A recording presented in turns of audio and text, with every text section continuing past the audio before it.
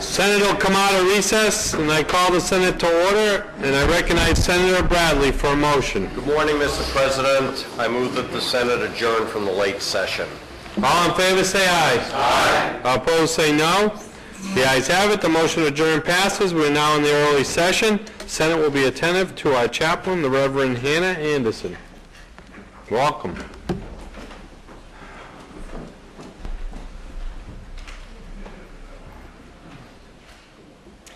Gracious God, you have blessed us with this world and entrusted it to our care. Not just today, but for all of time, you have counted on us, turned to us, rooted for us to bring your abiding love and compassion, mercy and justice to the forefront of all we do and say. This morning I thank you, O God, for calling these men and women as senators who bear a particular, essential role in guiding and protecting the freedoms inherent to all human beings, those with power and those most vulnerable, those whose names they know and those who remain nameless. This day, as they begin their deliberations, remind them of their call to serve the greatest good. Knit them together in trust and colleagueship across any lines of difference or opinion. Guide them with your wisdom, patience, perseverance, and respect, so that at the end of this day, this one day, they may know the peace of a job well done, a people cared for, your vision upheld, a blessing rendered. Amen. Senator Little, can you lead us in the Pledge of Allegiance? I pledge allegiance to the flag of the United States of America and to the republic for which it stands, one nation, under God, indivisible, with liberty and justice for all. Senator Waters, would you like to join us?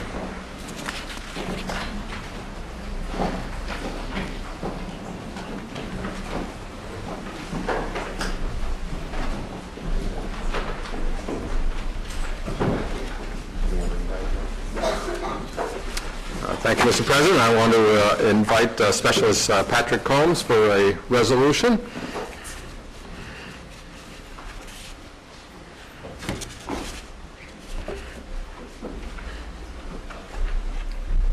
Don't need to be nervous.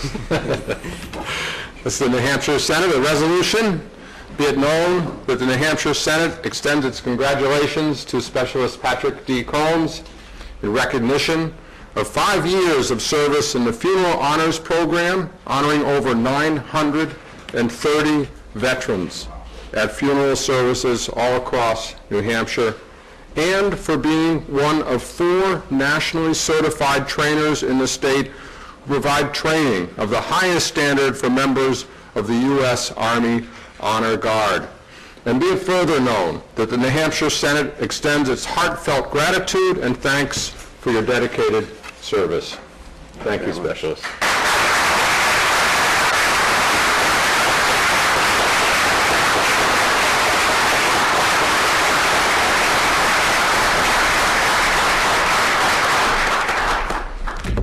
Thank you, Senator Waters. Further introduction of guests. Senator Waters. Thank you, Mr. President. I also want to introduce Specialist Joseph Green of Dover, New Hampshire, who is here with us today.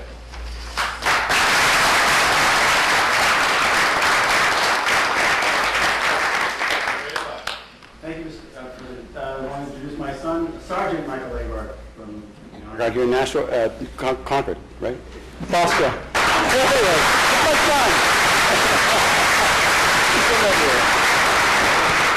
Senator Fuller Clark. Yes, and I would like to introduce Sergeant Cameron Holt Curti from Portsmouth.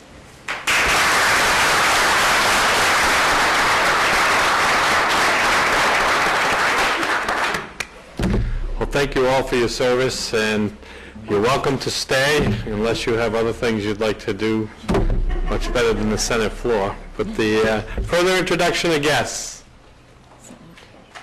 Senator Daniels.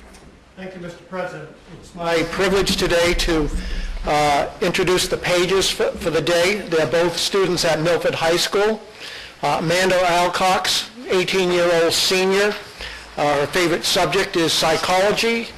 She currently participates on the volleyball team, the National Honor Society, and is part of the champion We the People team that just won their 13th championship. Her future plans are to attend Merrimack College Honors Program with a major in psychology. So please welcome Amanda with us this morning.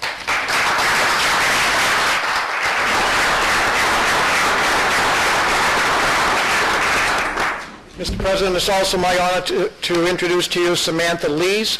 She's a 17-year-old senior. Favorite course is history. She is also part of the We the People Championship team and also the National Art Honor Society.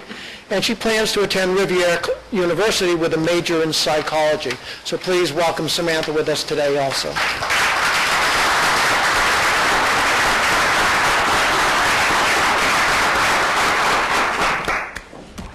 Any further introductions? Seeing none, I'd like to take a moment to recognize Senator Molly Kelly for being elected as a 2015 State Director with the Women in Government organization. She was elected to the position by her fellow state legislative colleagues for her leadership and dedication to serving the state of New Hampshire. Through this organization, Senator Kelly will share her experiences serving in the New Hampshire legislature with other women across the country, and will also work to set policies, priorities for the organization. Congratulations, Senator Kelly.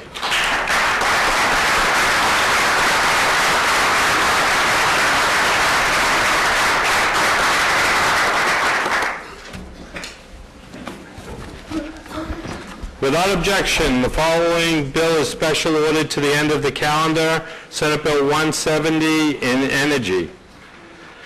Without objection, the following bill is special ordered to Thursday, March 26 in Executive Department, Senate Bill 123.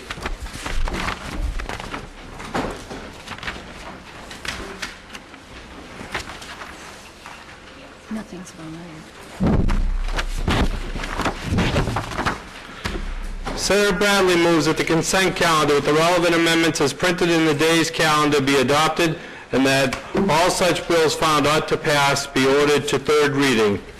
All in favor say aye. Aye. All opposed say no. The ayes have it. The consent calendar is adopted.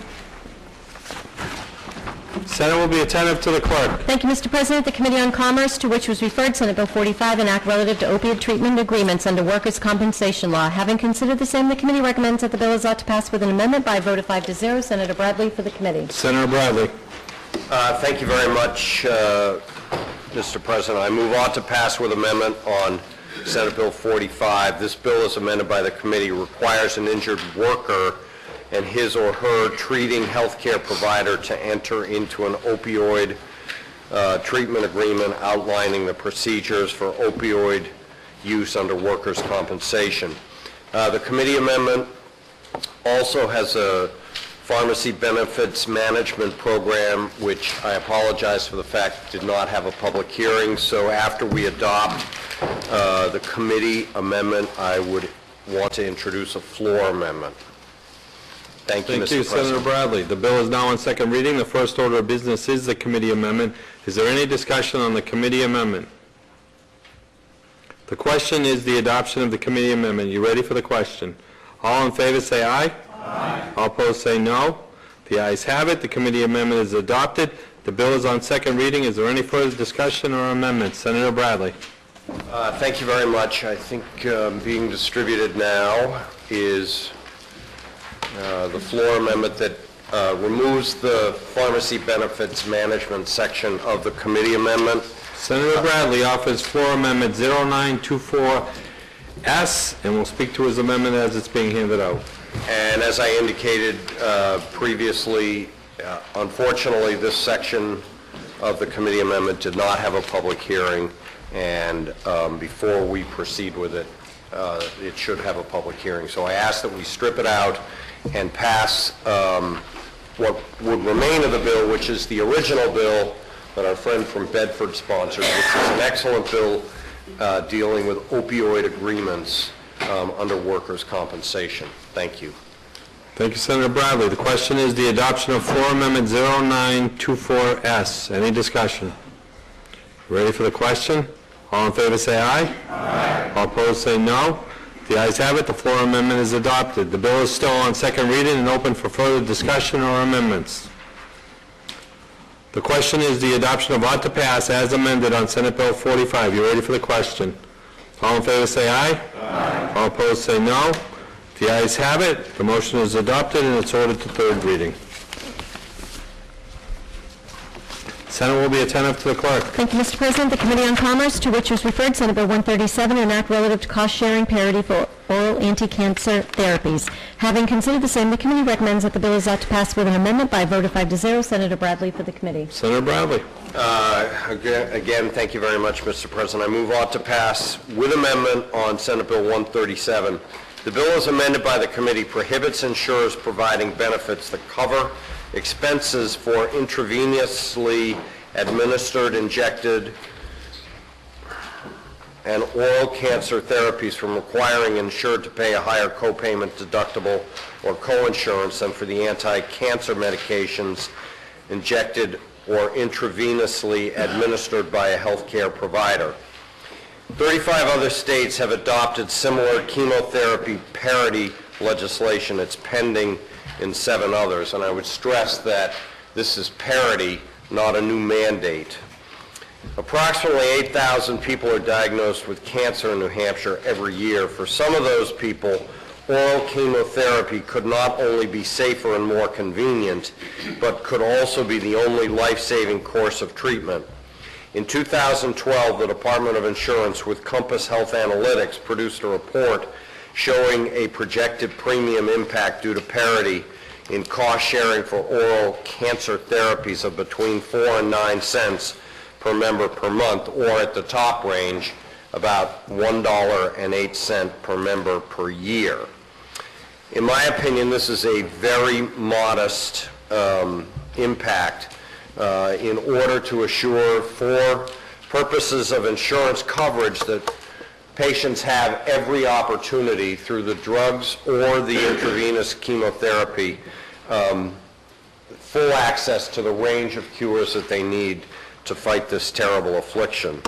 I also found it noteworthy that there's such a broad coalition of healthcare groups behind this legislation, and I think it's important to thank them by recognizing who they are and the great work that they've brought to this very important legislation.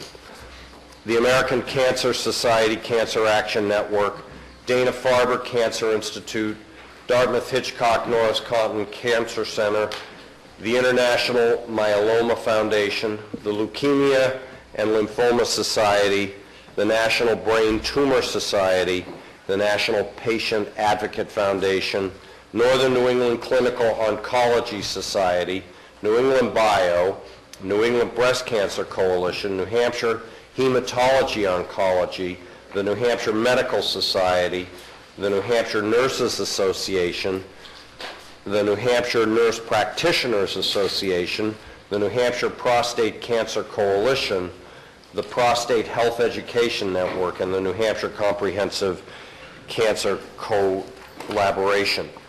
All these organizations work together on this comprehensive legislation. It's not often, as we discuss all sorts of issues that come before this body, to be able to hopefully pass an issue like this, that for some people who have no other cure for them, to be able to help save a life. And that's what this legislation is all about. I commend it to you.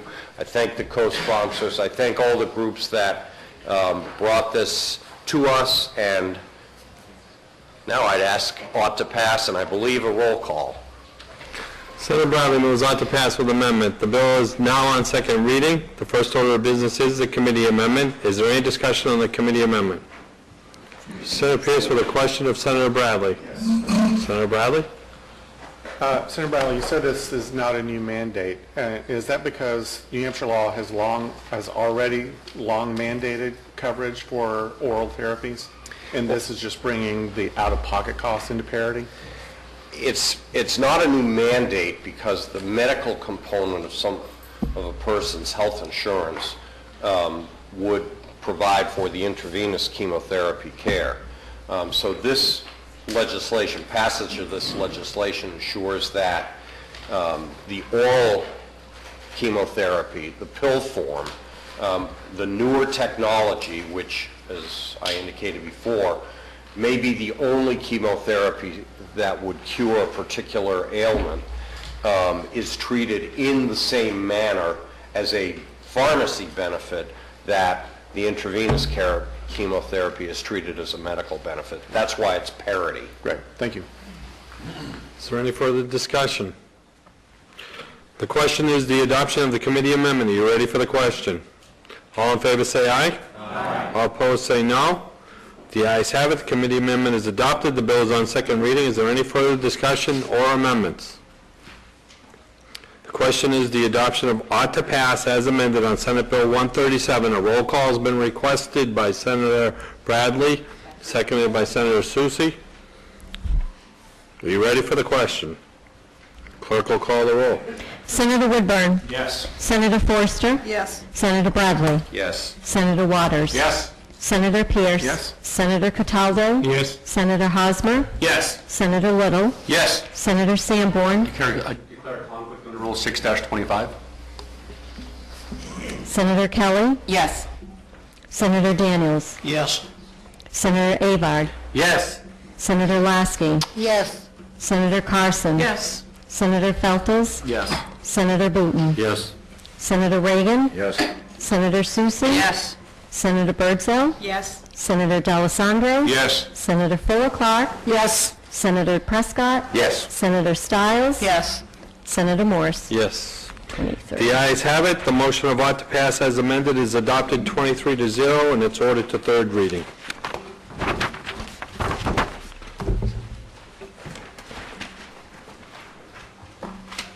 Ready. Senate will be attentive to the clerk. Thank you, Mr. President. The Committee on Executive Departments and Administration, to which was referred Senate Bill 164, an act relative to Independent Investment Committee and the New Hampshire Retirement System. Having considered the same, the committee recommends that the bill is inexpedient to legislate by a vote of 3-2. Senator Carson for the committee. Senator Carson. Thank you, Mr. President. I move Senate Bill 164, inexpedient to legislate. This legislation establishes terms for the Retirement System's Independent Investment Committee members and requires one member to be an active member trustee.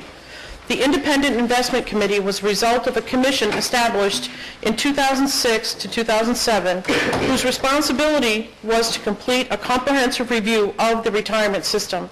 From this review came the development of the Independent Investment Committee, along with a specific number of members and how those members were to be appointed.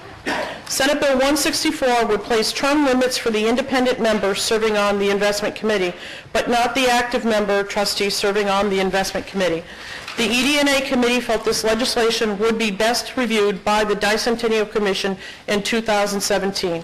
The committee voted inexpedient to legislate by a vote of 3-2 and asks for your support in its adoption.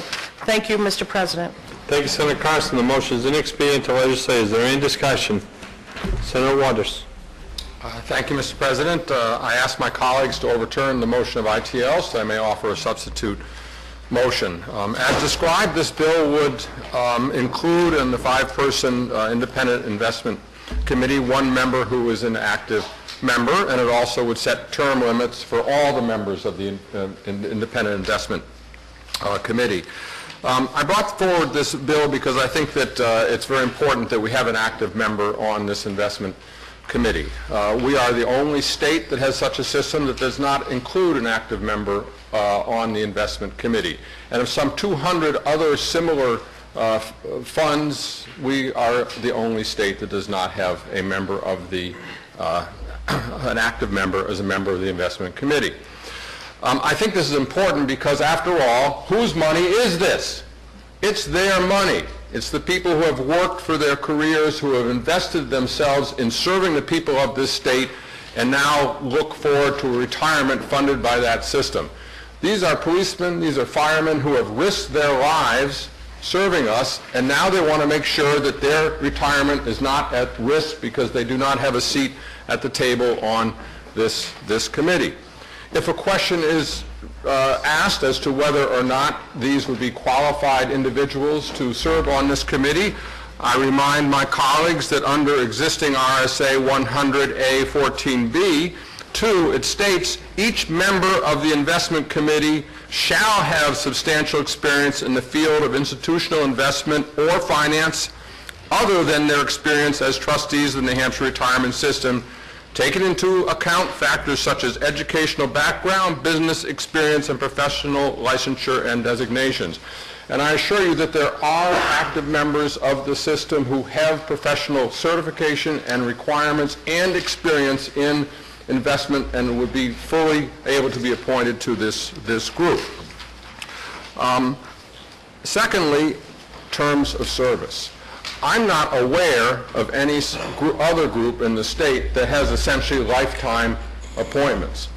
I have served on many boards of trustees in which we have invested funds in endowments. And I have always thought that my fiduciary responsibility as a trustee was to make sure that our investment committee had a regular turnover and regular review so that we make sure there's a lot of fresh air there and fresh eyes as well on how investments are doing. In particular, I would like to reference a letter I received from Eric Werner, who is an internationally known investment advisor, who has attended almost all of the trustee retirement board meetings and the investment committee meetings to observe how this is functioning. And he says in his letter that he's very concerned that the investment committee, number one, that perhaps not all the members have the qualifications even required in the RSA, and without a term limit so that their appointments can be reviewed and to make sure that in fact they have those qualifications, we have no way of ensuring that they are fit to serve on that committee. Secondly, he notes that there is very little communication between the investment committee and members of the retirement system board. Part of that may be because when the investment committee has its public meetings, no one is allowed to speak or to ask them a question. I think that adding a member from the who's active in the system from the board would ensure that there's better communication there as well. Lastly, I don't think this is something that should wait until the next commission does its business. That's a couple of years out from now. It will take its time, as it should, to review how this system is working, and so it may be 4 or 5 years down the road. How many market shifts, how many other kinds of changes might be brought forward to the pension system? And don't we owe it to our workers to say that, yes, you know, you have a seat at the table for a qualified member so that you will be able to say and to reassure members that indeed this system is being run with your best interests. So, Mr. President and colleagues, I really think that we need to step back from this, to overturn this ITL, and to move this bill forward. Thank you. Thank you, Senator Waters. Any further discussion? The question is the adoption of the committee recommendation of inexpedient to legislate on Senate Bill 164. Are you ready for the question? Senator Waters requested a roll call, seconded by Senator Soucy. Clerk will call the roll. Senator Woodburn. No. Senator Forster. Yes. Senator Bradley. Yes. Senator Waters. No. Senator Pierce. No. Senator Cataldo. Yes. Senator Hosmer. No. Senator Little. Yes. Senator Sanborn. Yes. Senator Kelly. No. Senator Daniels. Yes. Senator Avard. Yes. Senator Lasky. No. Senator Carson. Yes. Senator Feltes. No. Senator Booton. Yes. Senator Reagan. Yes. Senator Soucy. No. Senator Birdsell. Yes. Senator D'Alessandro. No. Senator Philip Clark. No. Senator Prescott. Yes. Senator Stiles. Yes. Senator Morse. Yes. The ayes have it. The motion of inexpedient to legislate is adopted 14-10. Senate will be attentive to the clerk. Thank you, Mr. President. The Committee on Executive Departments and Administration, to which is referred Senate Bill 264, an act relative to tipped employees. Having considered the same, the committee recommends that the bill is ought to pass with an amendment by a vote of 5-0. Senator Carson for the committee. Senator Carson. Sorry. Thank you, Mr. President. I move Senate Bill 264 ought to pass with amendment. Senate Bill 264 with amendment adds ballroom to the language under RSA 279:21, minimum hourly rate. Under this RSA, by the additional word ballroom, it clarifies ballroom employees, bartenders, and wait staff are paid tipped wages. This will make the law parallel to those tipped employees of restaurants, hotels, motels, inns, and cabins as described under RSA 279:21. Previously, ballrooms were omitted from this RSA. This bill clearly addresses that which was an oversight. The ED&A committee voted favorably 5-0 and asks for your support in its adoption. Thank you, Mr. President. Thank you, Senator Carson. This bill is now on second reading. The first order of business is the committee amendment. Is there any discussion on the committee amendment? The question is the adoption of the committee amendment. Are you ready for the question? All in favor say aye. Aye. All opposed say no. The ayes have it. The committee amendment is adopted. The bill is on second reading. Is there any further discussion or amendments? The question is the adoption of ought to pass as amended on Senate Bill 264. Are you ready for the question? All in favor say aye. Aye. All opposed say no. The ayes have it. The motion of ought to pass as amended is adopted, and it's ordered to third reading. And the Senate will be attended by the clerk. Thank you, Mr. President. The Committee on Finance, to which was referred Senate Bill 1FNA, an act reducing the rate of the business profits tax. Having considered the same, the committee recommends that the bill is ought to pass by a vote of 4-2. Senator Little for the committee. Senator Little. Thank you, Mr. President. I move Senate Bill 1FNA ought to pass. This bill gradually reduces the rate of the business profits tax from its current 8.5% to 7.9%, effective December 31, 2015 through December 31, 2019. This reduction will maintain the state's positive tax revenue position, help businesses, and make the state more competitive in its effort to retain and attract businesses, small and large, to New Hampshire. The Senate Finance Committee recommends passage of Senate Bill 1FNA and asks for your support. Thank you. Little. The bill is now on second reading. Is there any discussion? Senator Pierce. May I call for a recess, please, Mr. President? Senator will be in recess for 3 minutes. Out of recess. Senator Pierce to speak. Thank you, Mr. President.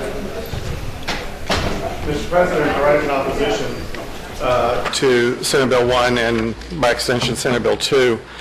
Mr. President, what we heard about the benefits of these tax breaks just won't work out because I think it's a truism that tax breaks work to create jobs and expand our economy if they're given to a broad swath of businesses.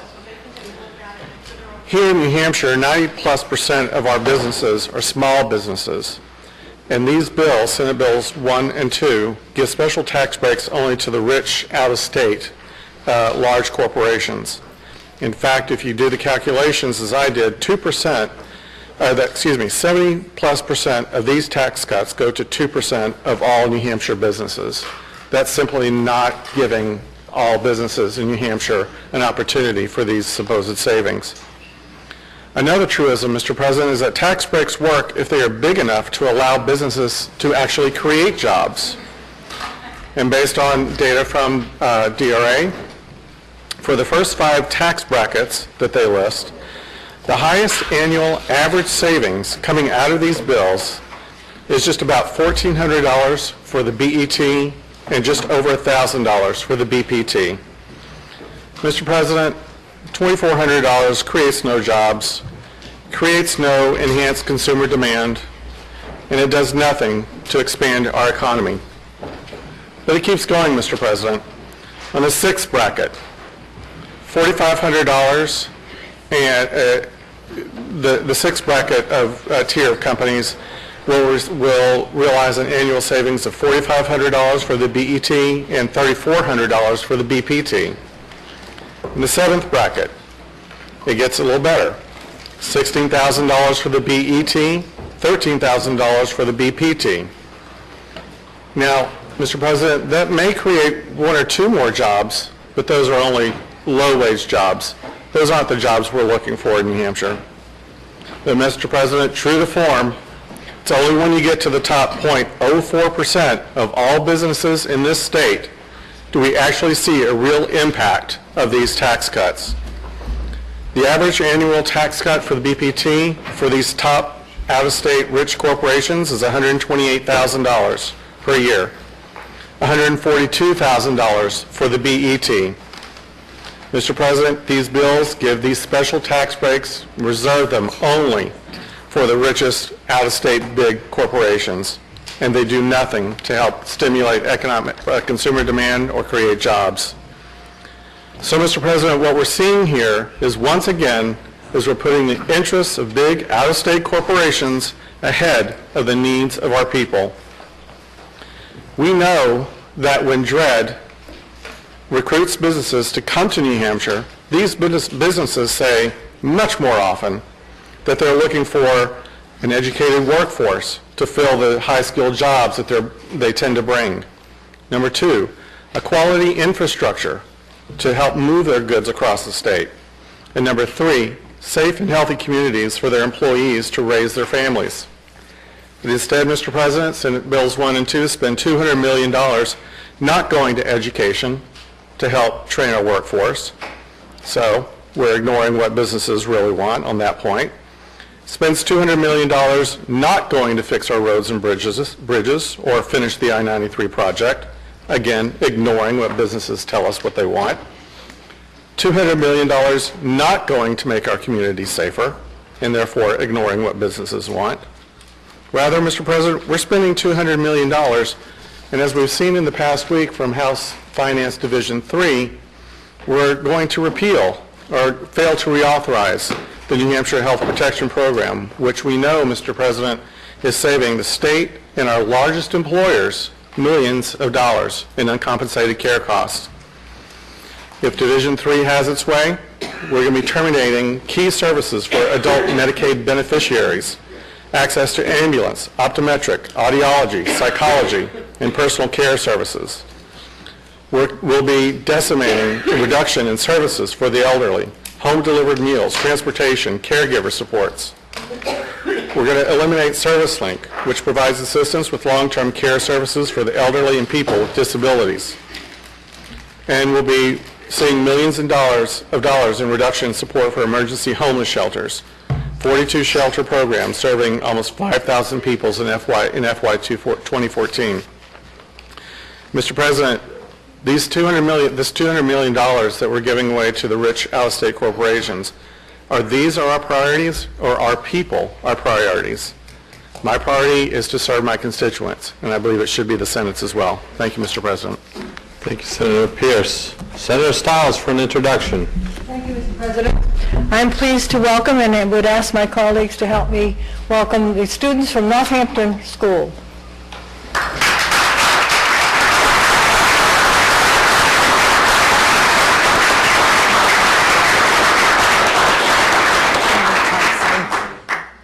Senator Carson? Thank you, Mr. President.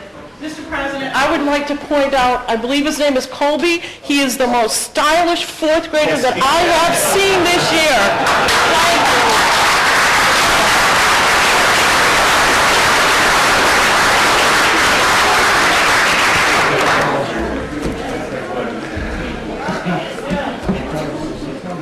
Thank you. Senator Waters for a question of? From District 5. Senator Pierce. Thank you, Senator, for taking my question.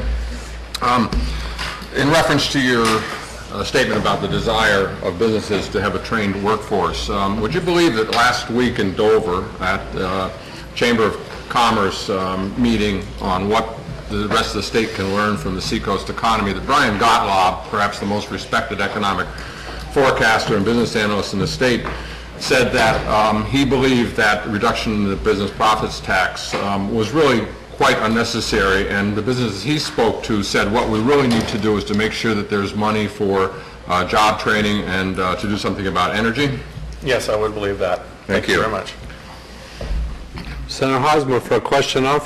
Thank you, Mr. President. Senator Little, if he'll take one? Certainly. Thank you, Senator. Senator, if the bedrock of a strong economy is a consistent, stable, and fair tax base, a well-funded education system, and a very strong infrastructure. How is New Hampshire to have a thriving economy if these tax cuts go into place, potentially creating a $200 million hole over the next 6 years in the budget, destabilizing state government, underfunding education, and underfunding our infrastructure? The answer is in the use of your word, potentially. What you're not figuring into this is the fact that in her own budget, the governor has predicted at least 3% increase in economic activity in the state. These reductions in the tax rate are so small that we'll still see a net gain in taxes in the state of New Hampshire. Follow-up? Follow-up. Wouldn't it be wiser then to take any of these net gain, if we keep the tax structure the same, wouldn't it be wiser to take any increase in tax revenue over 3% and put it into our rainy day fund? We can still do that. If we do this, we will attract new businesses to the state of New Hampshire, we'll increase our productivity and our increase in economic activity in the state. If we generate new money, you're absolutely right. We should not be spending it, we should be putting it in the rainy day fund. I agree with you. Thank you. Thank you. Senator D'Alessandro to speak. Thank you, Mr. President. I rise in opposition. I asked a question of the Assistant Commissioner of Revenue Administration. What are the following credits that you can take against the BPT? You can take the BET, the Insurance Premium Tax Credit, the Research and Development Tax Credit, the Education Tax Credit, the Coles County Job Tax Credit, and the ERZ Tax Credit. Credits that you can take against the BPT.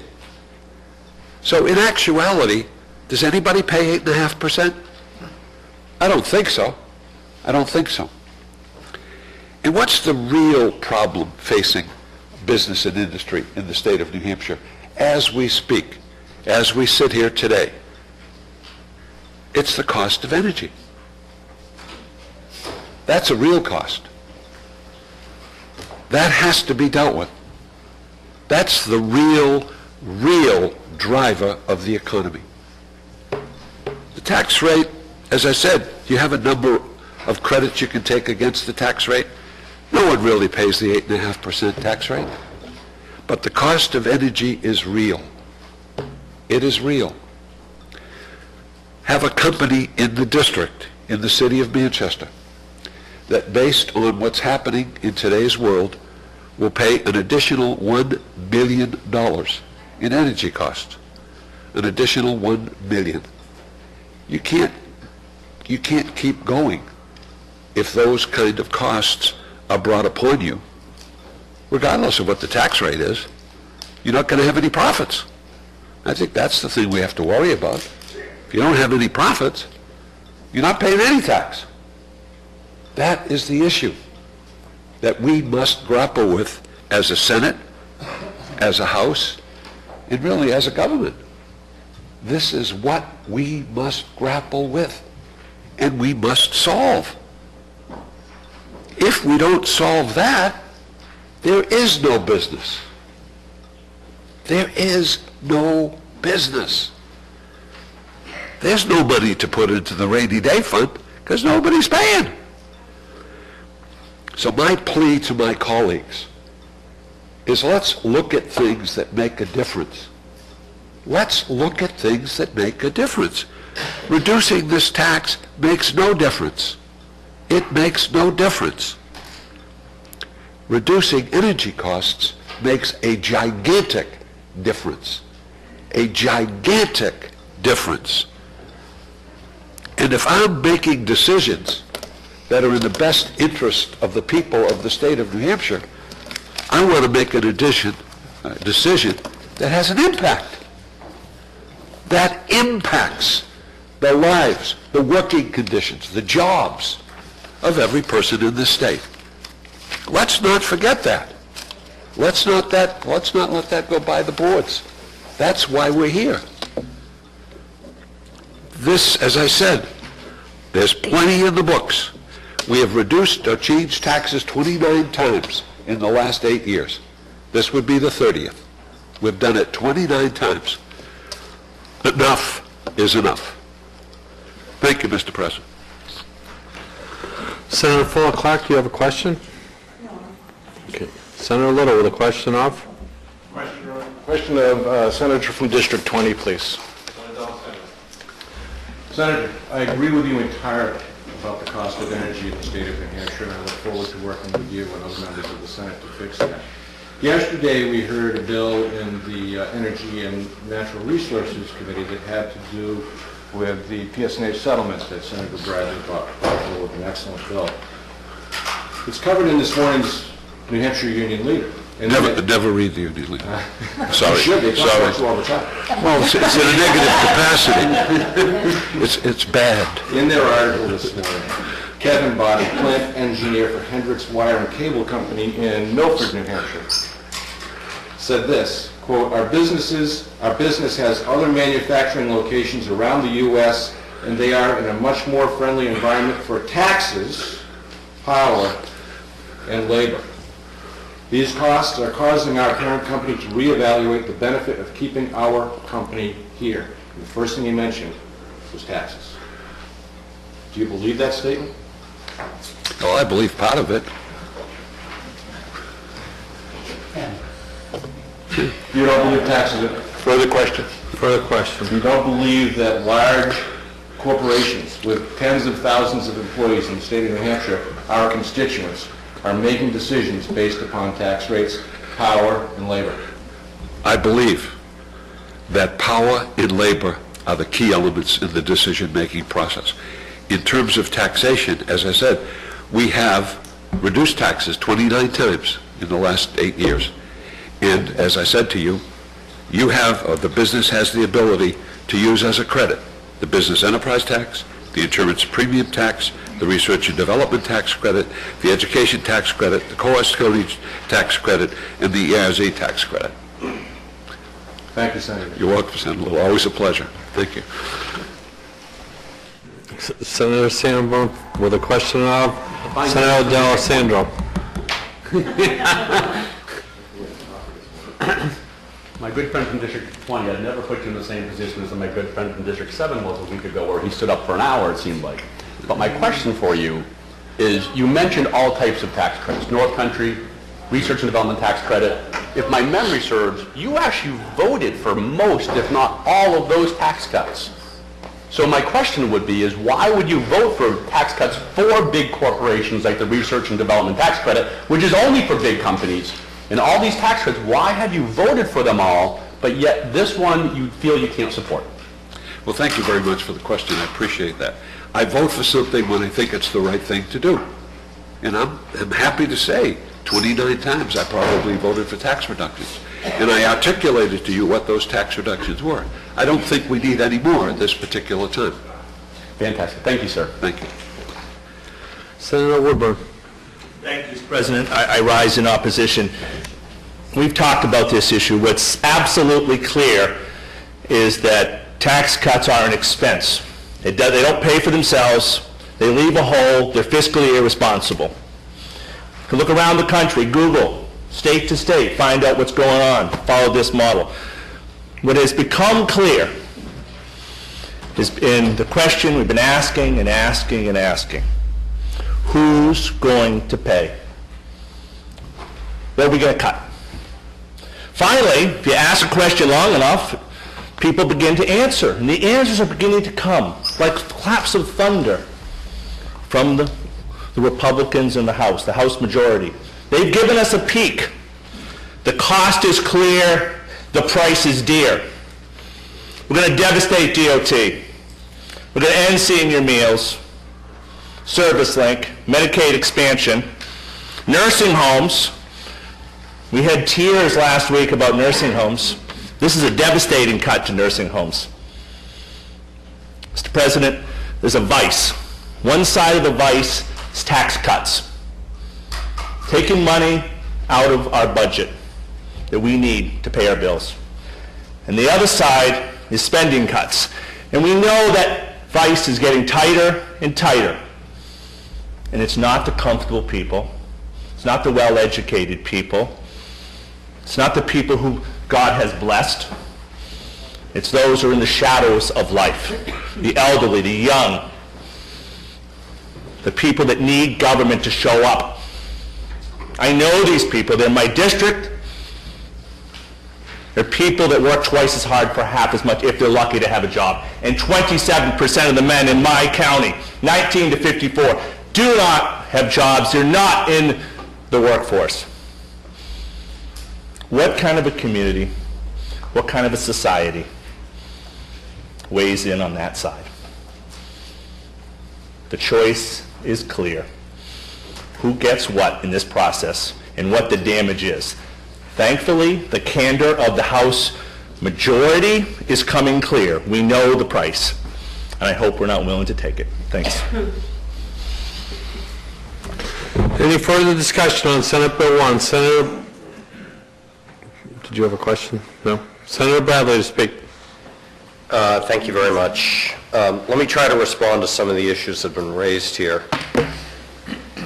If tax breaks for businesses don't work, why are so many states lowering taxes for business?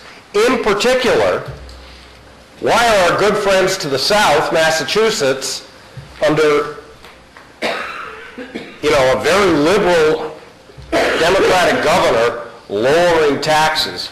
Oh, I think it's because they think they can attract businesses out of New Hampshire to go to Massachusetts because they have a corporate tax rate that's now lower than ours, and we can't any longer call them Taxachusetts.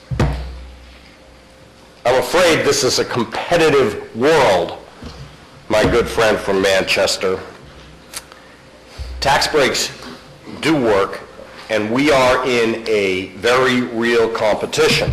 Now, we can talk about the fact that these are rich, out-of-state corporations if we want to give that kind of moniker to the businesses that employ a large percentage of New Hampshire citizens. If that's your political preference, please do so. But if we're going to use the kind of language when we talk about business leaders in the state, I think they're listening, and I don't think it makes this body look too good. Now, there's been talk about the budget. I remember 4 years ago, we got a budget that had some flaws. We had a Senate budget chairman, finance chairman, with other members of the committee that were able to, under very difficult circumstances, bring a good budget together, and then 2 years ago, the same thing. So let's not get too upset about a budget until we've had a chance to look at that budget and make the necessary changes that the Senate has had a history of doing. My good friend from Manchester talked about 29 times that we've cut taxes. I'd remind him, when he was Senate Finance Chair, even though you voted against some of those tax hikes, we also raised 100 taxes and fees, including the infamous LLC tax, which thankfully you did vote against. And for my good friend from the North Country, 29% unemployed, maybe we ought to do something about that. Maybe we ought to make this a more business-friendly state so that that very high unemployment rate could go down. The one thing that we haven't talked about today is what are actual business leaders saying?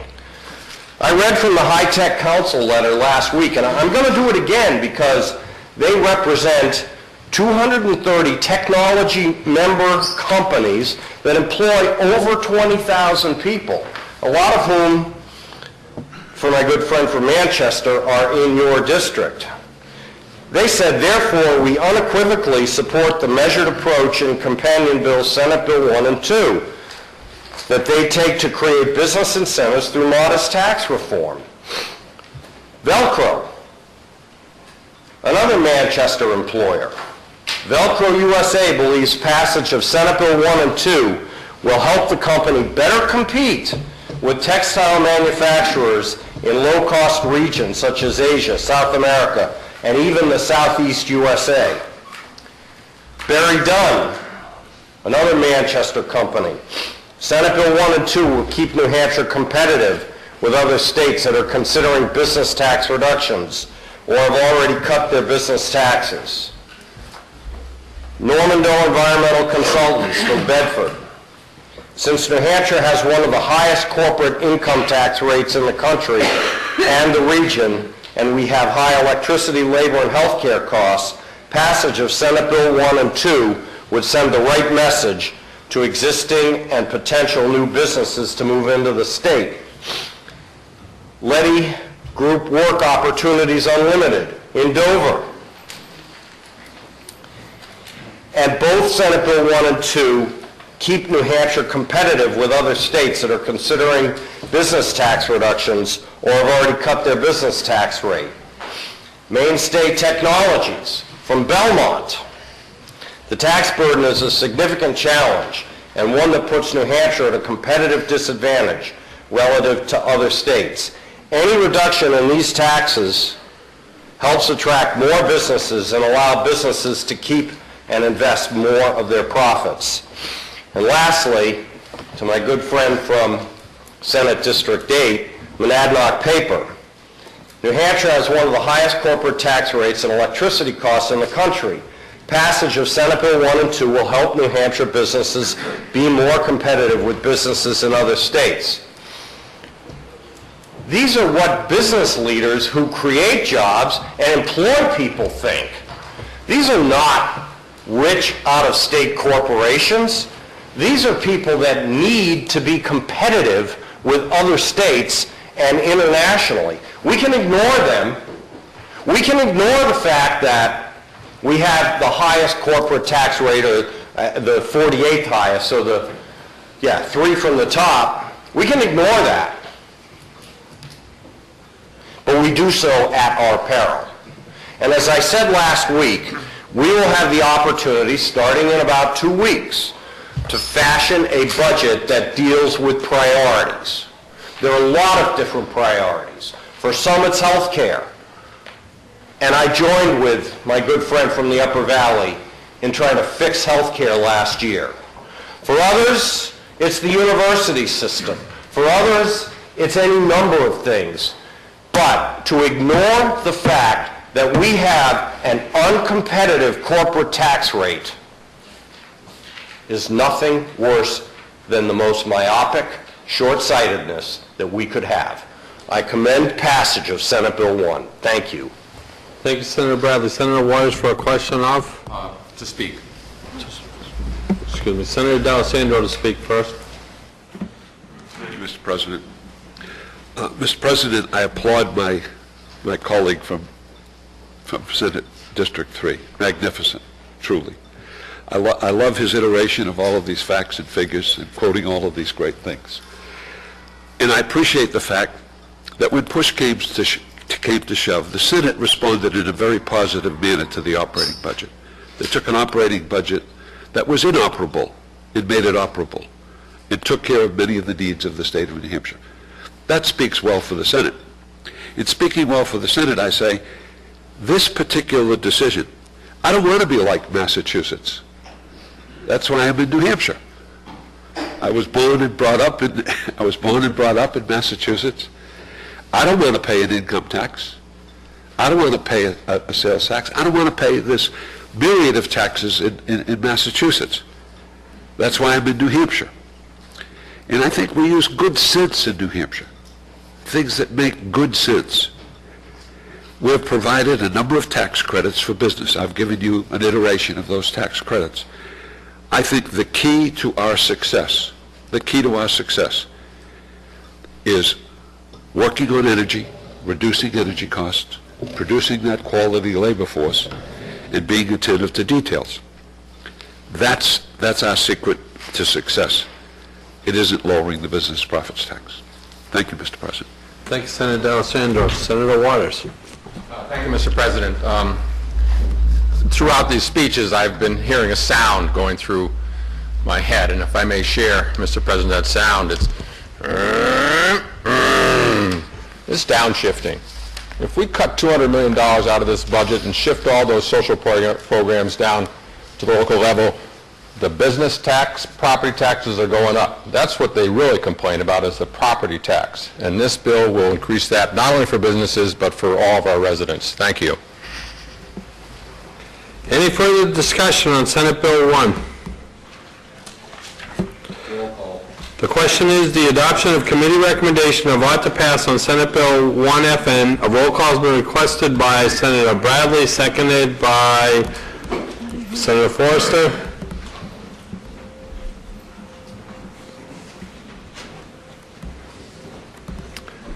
The clerk will call the roll.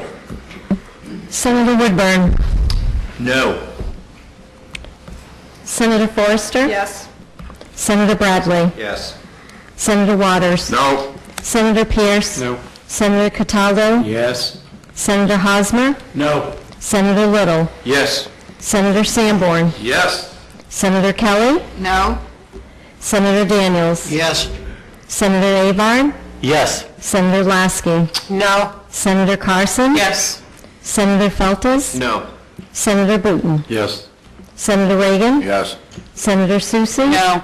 Senator Bertzel. Yes. Senator D'Alessandro. No. Senator Fuller Clark. No. Senator Prescott. Yes. Senator Stiles. Yes. Senator Morse. Yes. The ayes have it. The motion of ought to pass is adopted 14-10. Senator Bradley? I move to table Senate Bill 1. Senator Bradley moves to table. All in favor say aye. Aye. Opposed say no. You've tabled Senate Bill 1. The Senate will be attentive to the clerk. Thank you, Mr. President. The Committee on Finance, to which was referred Senate Bill 2 FNA, an act reducing the rate of business enterprise tax. Having considered the same, the committee recommends that the bill is ought to pass by a vote of 4 to 2. Senator Little for the committee. Welcome back, Senator Little. Thank you, Mr. President. Still very nice to be here. I move Senate Bill 2 FNA ought to pass. This bill also gradually reduces the rate of the business enterprise tax from its current rate of 0.75% to 0.675% over a period of 6 years. Along with SB 1 FNA reducing the rate of the business profits tax, both of these bills will help improve New Hampshire's tax position as businesses contemplate whether to stay or locate in New Hampshire, creating jobs and opportunity for our constituents. The Senate Finance Committee recommends passage of Senate Bill 2 FNA and asks for your support. Thank you, Mr. President. Thank you, Senator Little. The bill is now on second reading. Is there any discussion? Senator Feltes. Thank you, Mr. President. Mr. President, colleagues, I rise in opposition to Senate Bill 2. Senate Bill 2 deals with the business enterprise tax. Right now it's 0.75%. So let's put that in context. What's average everyday Granite Staters paying in their taxes? The Institute of Taxation and Economic Policy recently released a report that showed on an individual basis the effective tax rate for the top 1% income earners in the state is 2.6%. The effective tax rate, considering state and local taxes, the bottom 20% income earners in the state is 8.4%. 8.4%. Now, what's going to happen if we reduce revenue to the state and do downshifting, as Senator Waters had just indicated? Property taxes, likely to go up. That's what disproportionately affects everyday Granite Staters. That's what they're concerned about. Business property taxes, one of the worst in the country, Mr. President, likely to go up. Right now, we are ranked in terms of our overall state business tax climate, Mr. President, 7th best in the nation, up from 8th the year before. I think we're doing pretty well, Mr. President. I want to address something that my friend Senator Little indicated, talking about this 3% economic growth thing. If you look at it that way, that because we're experiencing economic growth, so therefore this is not really a cut. I don't buy that logic, Mr. President. And, look, under that logic, just a few years down the road, if we're still experiencing economic growth, well then, I guess, under that logic, another cut. And the inverse of that logic, Mr. President, is that when we're in recessionary times and we're experiencing decrease in economic growth, we raise taxes. That's the logic. That doesn't make any sense. So I respectfully disagree with the underpinning of that logic. We've heard from Senator Woodburn some of the devastating cuts that have been proposed in House Finance, and he indicated some of them: Meals on Wheels, homeless shelters, community health centers, curbing funding for the disabled, cutting Medicaid, not just Medicaid expansion, but also cutting Medicaid, transportation and infrastructure, over 300 jobs in transportation, Mr. President. I have confidence, I hope I have a lot of confidence in Senator Bradley's assertion that the Senate will stop that madness. I hope so, because when that budget gets over here, there's going to be a lot of damage to essential programs to people who need it.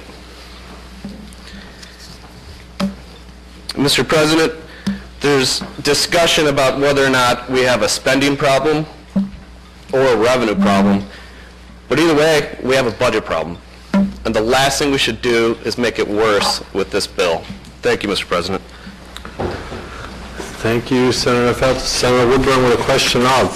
Senator Little. Senator Little. Thank you, Senator Little. My question for you is business that might be looking to come to New Hampshire today, and they pick up the local media and they read the stories of millions, $80 some odd million of cuts to DOT, nursing homes, senior meals, service link, education cuts. Do you think that encourages or discourages them from looking at New Hampshire as a place to move their business? I believe that those businesses who are looking at coming to New Hampshire are smart enough, if they picked up today's paper, to understand that what you're referencing is a debate on the other side of the wall, and that there's a process that's going to go on. And hopefully they're not making decisions based upon that one snapshot in time. What worries me, however, Senator, is that they'll pick up tomorrow's paper. And what we will see then is that we've got people in the state Senate who are saying that large, wealthy, out-of-state corporations are not welcome in the state of New Hampshire. We, in fact, need them to pick up tomorrow's paper and see that New Hampshire has open arms, that we will welcome them. Supporting this bill will do that. Further question? Further question. Thank you, Senator Little. Do you think that if you could satisfy those few that might be concerned by telling us today and the media today that the House budget is dead on arrival, could you tell us that today? I don't know that. That's for the House to decide. We will go through our process as we should. We will make the changes that we feel are necessary. We'll bring a budget forward from the Senate when the time is right. When the budget comes over to us, we will work on it. Thank you very much. Any further discussion on Senate Bill 2? Senator Sanborn. Thank you, Mr. President. I rise in support of Senate Bill 2, and obviously thank all of you that supported Senate Bill 1. I heard from our colleague in Senate District number 3 just a few minutes ago. And I think all the time about all the great, rich history I hear on a regular basis from the good senator from District 20. Loves football, decades in football, coaching football, committed to football. And he understands that for a football team to be successful, you can't give up your linebackers. You can't go on the field with just 7 or 8 players and expect that you're going to win. Why, I would say? Because you got to be competitive. Because if you're not competitive, you're going to get shellacked. Today, New Hampshire is not competitive. Hear from my great friend in Senate District number 15 about the overall ranking about our state ranking when it comes to total taxation. And I agree, Senator. Thank God few people in this room would ever vote for a sales tax or an income tax. And I hope you're one of those senators, because it's the only thing keeping us at ranking number 7. But if we specifically look at business taxes, because that's what we're talking about here today. Business taxes. 48th. Only 2 states in America are worse than we are. We are dragging our derrieres across the bottom of the bucket when it comes to being business friendly. Just this week, Forbes, in addition to the Tax Foundation that ranked us almost dead last in taxation, Forbes came out and ranked New Hampshire. Overall, every state in America, how competitive we are. What do we get ranked? 35th. And within that designation, business taxes, back down at 48. Business regulation, 49th. You know, I heard my good friend from the North Country, always loved going up there, visiting the hard-working people. And I see their struggles as you do. And you know we go up there together and we do everything we can do to help those people out. So it makes me question, if he thinks cutting taxes is so bad, is he going to be putting in a bill to cut all the tax benefits we give to the North Country? And if he thinks that's going to happen, if he thinks that's going to make better jobs, I would suggest he probably will not do so. Look, when we talk about being competitive, we got to recognize in 2013 and 2014, 27 states in America cut taxes. Not just Republican states, states completely controlled from the Democrat Party. Even our competitors in more liberal states are cutting taxes. We have got to be competitive. 2015 alone, right now, 15 states are considering cutting taxes from 18 to 30%. I heard from my good friend from where? Modest, incremental, gradual, cutting 1% a year is dramatically different than 18 to 30%. This is a realistic, measured approach to tell the business community that we're here to help them. These taxes combined, Senate Bill 1 and Senate Bill 2, are going to affect 95% of the employees in the state of New Hampshire. My good friend from District 5, who I love so much because he's the only senator on earth that can deal with my mom, God bless him, talks about the fact that the cut of $2,400 is insignificant to a business. Why do we want to cut taxes if it's only going to save a business $2,400? Because I would submit, based upon the Affordable Care Act today, if you're an employer with 10 employees, it would allow that employer to pay their employees health care. And I want to encourage that employer to pay their employees health care. Putting money back in the pockets of the small business community is going to help businesses provide pay raises. And who in this room doesn't want to see people have a higher pay raise? Putting money back into the pockets of these businesses are going to help businesses provide health insurance for their employees. Who in this room is going to vote against a company helping their employees get health insurance? It's going to provide an education. It's going to encourage businesses to grow and expand. We talk all the time about wanting to increase wages. We hear from the senator from district number 15 about rising tides, raise all boats. Today, our state has the highest taxes of any New England state. Is that the position we want New Hampshire to be? I hope not, and I encourage everyone to pass this bill. Thank you, Mr. President. Thank you, Senator Sanborn. Senator Kelly. Yes, thank you.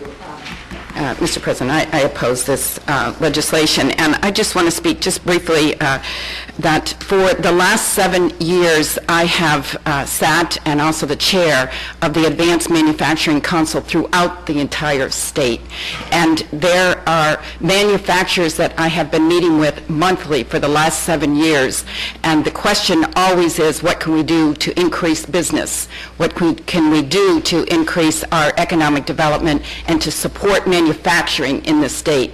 Not once from any of those manufacturers or anyone at the meeting, the council meetings, did I hear a business person say that they wanted to lower taxes. Not once. I was at a meeting just recently, a month ago, with many manufacturers in my district. Not once did the issue come up or support for this legislation. Not once. What they are looking for is an educated workforce. It's been said once today. I'll say it again. Manufacturers are moving workers around in this state to get what they need. They question whether they can stay, and they might have to leave. Economic developers are talking about the need for a workforce on all levels, from the beginning to the top. I know we're working on it. We're doing everything that we can to move it, but we need the support from the state to do that. I do not hear, have not heard in 7 years, anyone say of manufacturers that they wanted to lower business taxes. Thank you. Thank you, Senator Kelly. Any further discussion on Senate Bill 2? Seeing no further discussion, you ready for the question? Roll call has been requested by Senator Sanborn, seconded by Senator Bradley. You ready for the question? The clerk will call the roll. Senator Woodburn. No. Senator Forrester. Yes. Senator Bradley. Yes. Senator Waters. No. Senator Pierce. No. Senator Cataldo. Yes. Senator Hosmer. No. Senator Little. Yes. Senator Sanborn. Yes. Senator Kelly. No. Senator Daniels. Yes. Senator Abard. Yes. Senator Lasky. No. Senator Carson. Yes. Senator Feltes. No. Senator Booton. Yes. Senator Reagan. Yes. Senator Susie. No. Senator Birdsell. Yes. Senator D'Alessandro. No. Senator Fuller-Platt. No. Senator Prescott. Yes. Senator Stiles. Yes. Senator Morse. Yes. The ayes have it. The motion of ought to pass is adopted 14-10. Senator Bradley? I move that we lay on the table Senate Bill 2. Senator Bradley moves to table. All in favor say aye. Aye. Opposed say no. The ayes have it. You've laid Senate Bill 2 on the table. Senate will be attentive to the clerk. Thank you, Mr. President. The Committee on Finance, to which is referred Senate Bill 104FN, an act relative to licensure of research organizations by the Pharmacy Board. Having considered the same, the committee recommends that the bill is inexpedient to legislate by a vote of 3-2. Senator Little for the committee. Senator Little. Thank you, Mr. President. I move Senate Bill 104FN inexpedient to legislate, but ask my colleagues to vote no on the motion. This bill sought to provide licensure by the Pharmacy Board of biotechnical research organizations that want to obtain prescription drugs for research purposes. As introduced, the bill would require the board to go through the rulemaking process to set up a new fee for this license. The intent of the bill, however, was to allow research organizations to apply for the same licenses currently given to pharmacies and pharmacists, not to establish a new fee. The senator from District 5 has addressed this concern with a floor amendment clarifying that qualified research organizations would be able to get the same license for the same fee as pharmacies. So I ask you to join me in defeating the motion of inexpedient to legislate on Senate Bill 104FN so that we may entertain the amendment from the good senator from District 5. Thank you, Mr. President. Thank you, Senator Little. The motion is inexpedient to legislate. Is there any further discussion? The question is the adoption of the committee recommendation of inexpedient to legislate on Senate Bill 104. You ready for the question? All in favor say aye. All opposed say no. No. The noes have it. You defeated Senate Bill 104. Senator Little for a motion.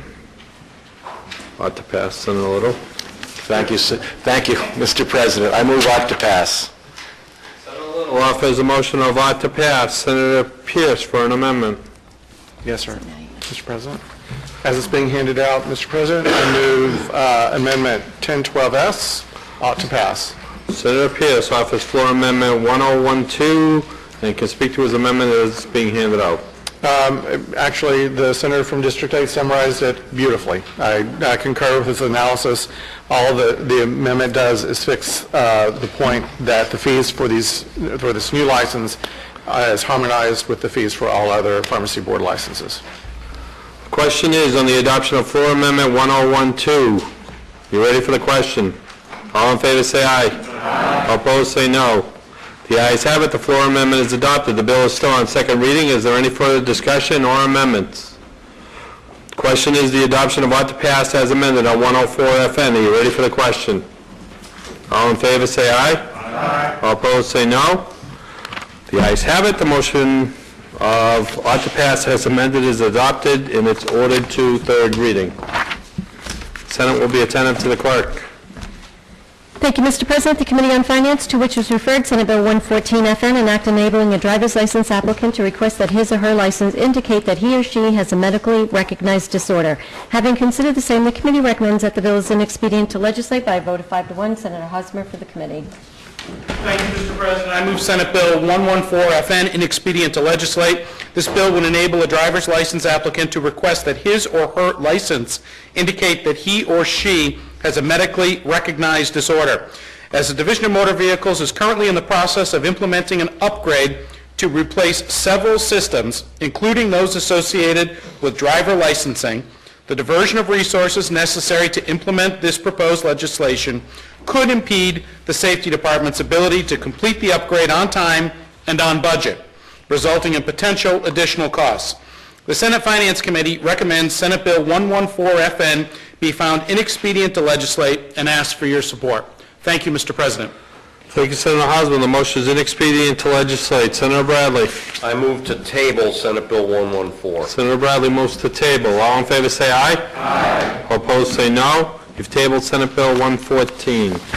Senate will be attentive to the clerk. Thank you, Mr. President. The Committee on Finance, to which was referred Senate Bill 125FN, an act relative to certification and licensure for mold assessment or remediation services. Having considered the same, the committee recommends that the bill is ought to pass with an amendment by a vote of 5-0. Senator Little for the committee. Senator Little. Thank you, Mr. President. I move Senate Bill 125FN ought to pass with amendment. This bill requires persons providing residential mold assessment or remediation services for mold contamination in residential dwellings be certified by certain professional organizations and licensed by the Joint Board of Licensure and Certification. SB 125FN also exempts persons holding a current New Hampshire pesticide applicator license from the licensure requirements for mold assessment or remediation services. The Senate Finance Committee amendment clarifies the requirement between an individual possessing certification and licensure versus employees working under the direct supervision of those certified and licensed individuals. The committee recommends passage with amendment of Senate Bill 125FN and asks for your support. Thank you. Thank you, Senator Little. The bill is now on second reading. The first order of business is the committee amendment. Is there any discussion on the committee amendment? The question is the adoption of the committee amendment. Are you ready for the question? All in favor say aye. Aye. All opposed say no. The ayes have it. The committee amendment is adopted. The bill is on second reading. Is there any further discussion or amendments? The question is the adoption of ought to pass as amended on Senate Bill 125. Are you ready for the question? All in favor say aye. Aye. All opposed say no. No. The ayes have it. The motion of ought to pass as amended is adopted and it's ordered to third reading. Senate will be attentive to the clerk. Thank you, Mr. President. The Committee on Finance, to which was referred Senate Bill 132FN, an act relative to dredging projects conducted by the Peace Development Authority Division of Ports and Harbors. Having considered the same, the committee recommends that the bill is ought to pass by a vote of 4-0. Senator D'Alessandro for the committee. Senator D'Alessandro. Thank you, Mr. President. I move Senate Bill 132FN ought to pass. This bill authorizes the Peace Development Authority, Division of Ports and Harbors, to enter into project partnership agreements for dredging with the Department of the Army. The Senate Finance Committee recommends passage of Senate Bill 132FN and asks for your support. Thank you, Mr. President. Thank you, Senator D'Alessandro. The bill is now on second reading. Is there any discussion? Senator Fuller Clark. Thank you very much, Mr. President. Mr. President, I'd like to thank the Senate and the Finance Committee for moving this bill forward. As I said before, on behalf of the City of Portsmouth and the Peace Development Authority, this is an important economic piece of legislation that will allow for the larger freight vessels and cargo vessels to be able to safely navigate the Piscataqua River. Thank you. Thank you, Senator Fuller Clark. Question is the adoption of the committee recommendation of ought to pass on Senate Bill 132. You ready for the question? All in favor say aye. Aye. All opposed say no. The ayes have it. The motion of ought to pass is adopted and it's ordered to third reading. Senate will be attentive to the clerk. Thank you, Mr. President. The Committee on Finance, to which was referred Senate Bill 155FNA, an act establishing a recovery fund for victims of the Financial Resources Mortgage FRM fraud, continually appropriating a special fund. Having considered the same, the committee recommends that the bill is ought to pass with an amendment by a vote of 3-2. Senator Reagan for the committee. Senator Reagan. Thank you, Mr. President. I move Senate Bill 155FNA ought to pass with amendment. This bill establishes a process for restitution assistance for victims of the Financial Resources Mortgage fraud. Under the bill, the FRM Recovery Fund Committee shall award assistance from the FRM Recovery Fund for such victims. Although the original bill would direct 50% of an agency income of the Bureau of Securities regulation to be deposited into the fund, the definition of agency income is unclear. The bill would also require 50% of the income from any undesignated settlements and judgment funds received by the Department of Justice be directed to the general fund. However, SB 155 FNA did not recognize the passage of House Bill 1635 during the 2014 legislative session that directs the first 10% of any judgment or settlement in excess of $1 million to be deposited into the rainy day fund. The committee alleviated these concerns, making it clear the fund shall consist of monies appropriated by the general court. We recommend passage with the amendment of Senate Bill 155 FNA and ask for your support. Thank you, Mr. President. Thank you, Senator Reagan. The bill is now on second reading. The first order of business is the committee amendment. Is there any discussion on the committee amendment? The question is the adoption of the committee amendment. Are you ready for the question? All in favor say aye. Aye. All opposed say no. The ayes have it. The committee amendment is adopted. The bill is on second reading. Is there any further discussion or amendments? Senator Feltes. Thank you, Mr. President. Mr. President, I rise in opposition to Senate Bill 155. I do so not because I'm unsympathetic to the victims of the FRM fraud scheme, but because this bill doesn't deal with the systemic underlying issue that led to the lack of recourse for the victims. Mr. President, that specific issue is a big issue that deserves its own hearing, and I'm happy to put in a bill next year for that issue. What is the issue? As some of my colleagues probably are aware of it, it's the exemption in our Consumer Protection Act that shields financial institutions from recourse in court. And the FRM victims never had their day in court because they never could get into court. Instead, they were stuck in bureaucratic finger-pointing without any recourse in sight. So if we are to solve this issue once and for all, Mr. President, moving forward, we need to deal in a reasonable way with that exemption in our Consumer Protection Act that shields financial institutions from recourse by victims. It's an issue and a problem, Mr. President, that deserves its own bill, its own debate, where Banking Association, consumer advocates, a bunch of folks can come in and testify and provide input and have a fair hearing on that particular piece of legislation, which I'll put forward next year, and anybody who wants to co-sponsor, please jump aboard. The other problem with this exemption, Mr. President, is it prevents us in some cases as a state from receiving money from settlements, including the Standard & Poor's settlement. We lost out on over $20 million because we have this exemption.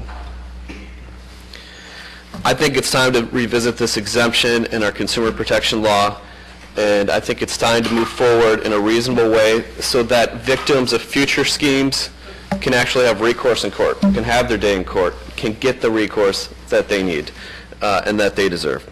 Thank you, Mr. President. Thank you, Senator Feltes. Senator Susi with a question of. Senator from District 15. Senator Feltes.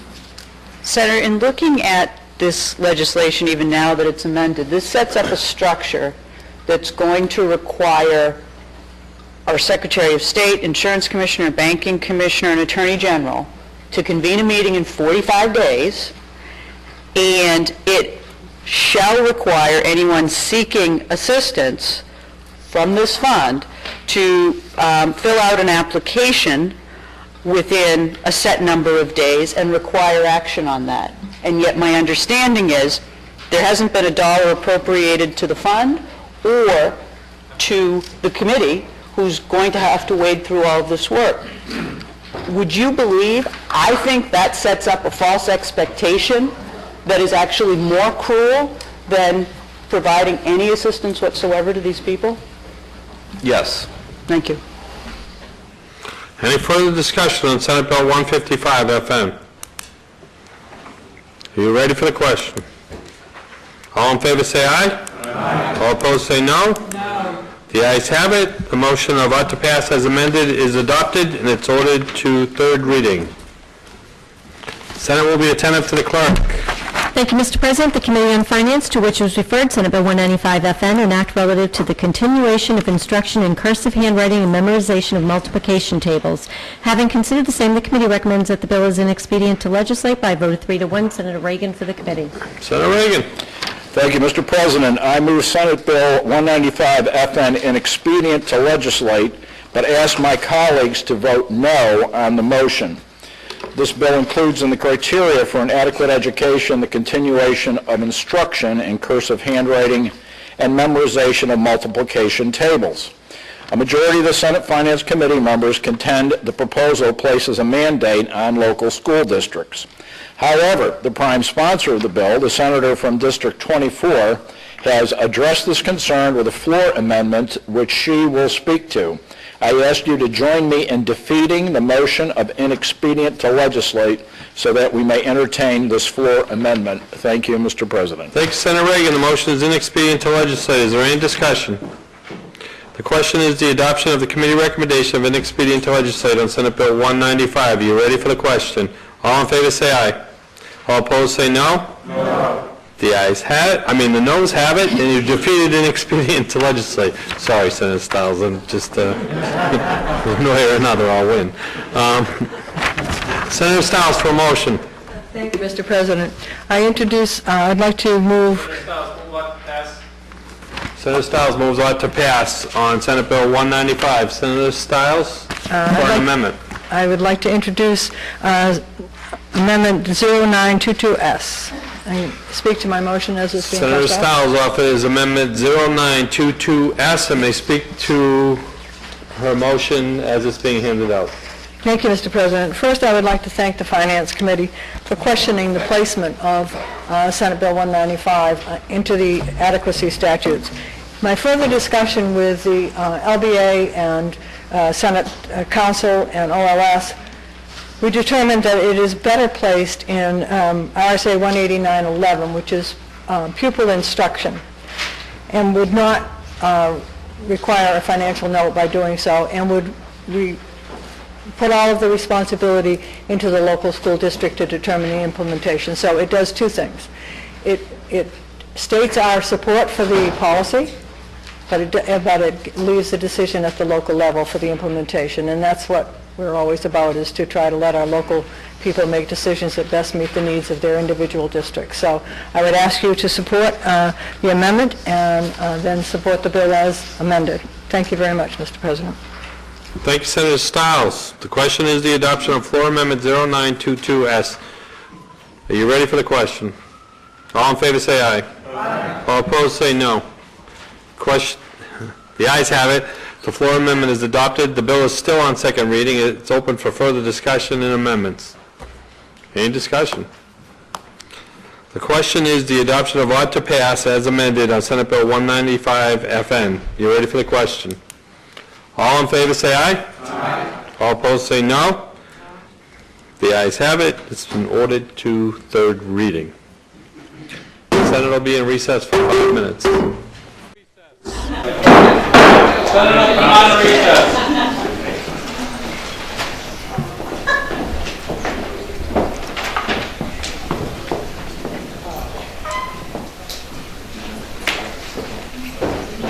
Senator Waters.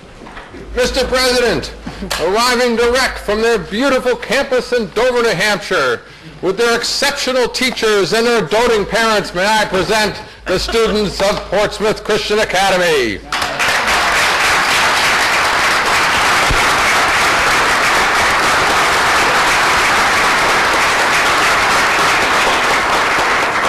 Thank you, Senator Waters. Senate will be attentive to the clerk. Thank you, Mr. President. The Committee on Health and Human Services, to which was referred Senate Bill 105, an act revising the Indoor Smoking Act. Having considered the same, the committee recommends that the bill is inexpedient to legislate by a vote of 3 to 2. Senator Avard for the committee. Thank you, Mr. President. Senator Avard. Can we recognize Senator Bradley first? Senator Bradley.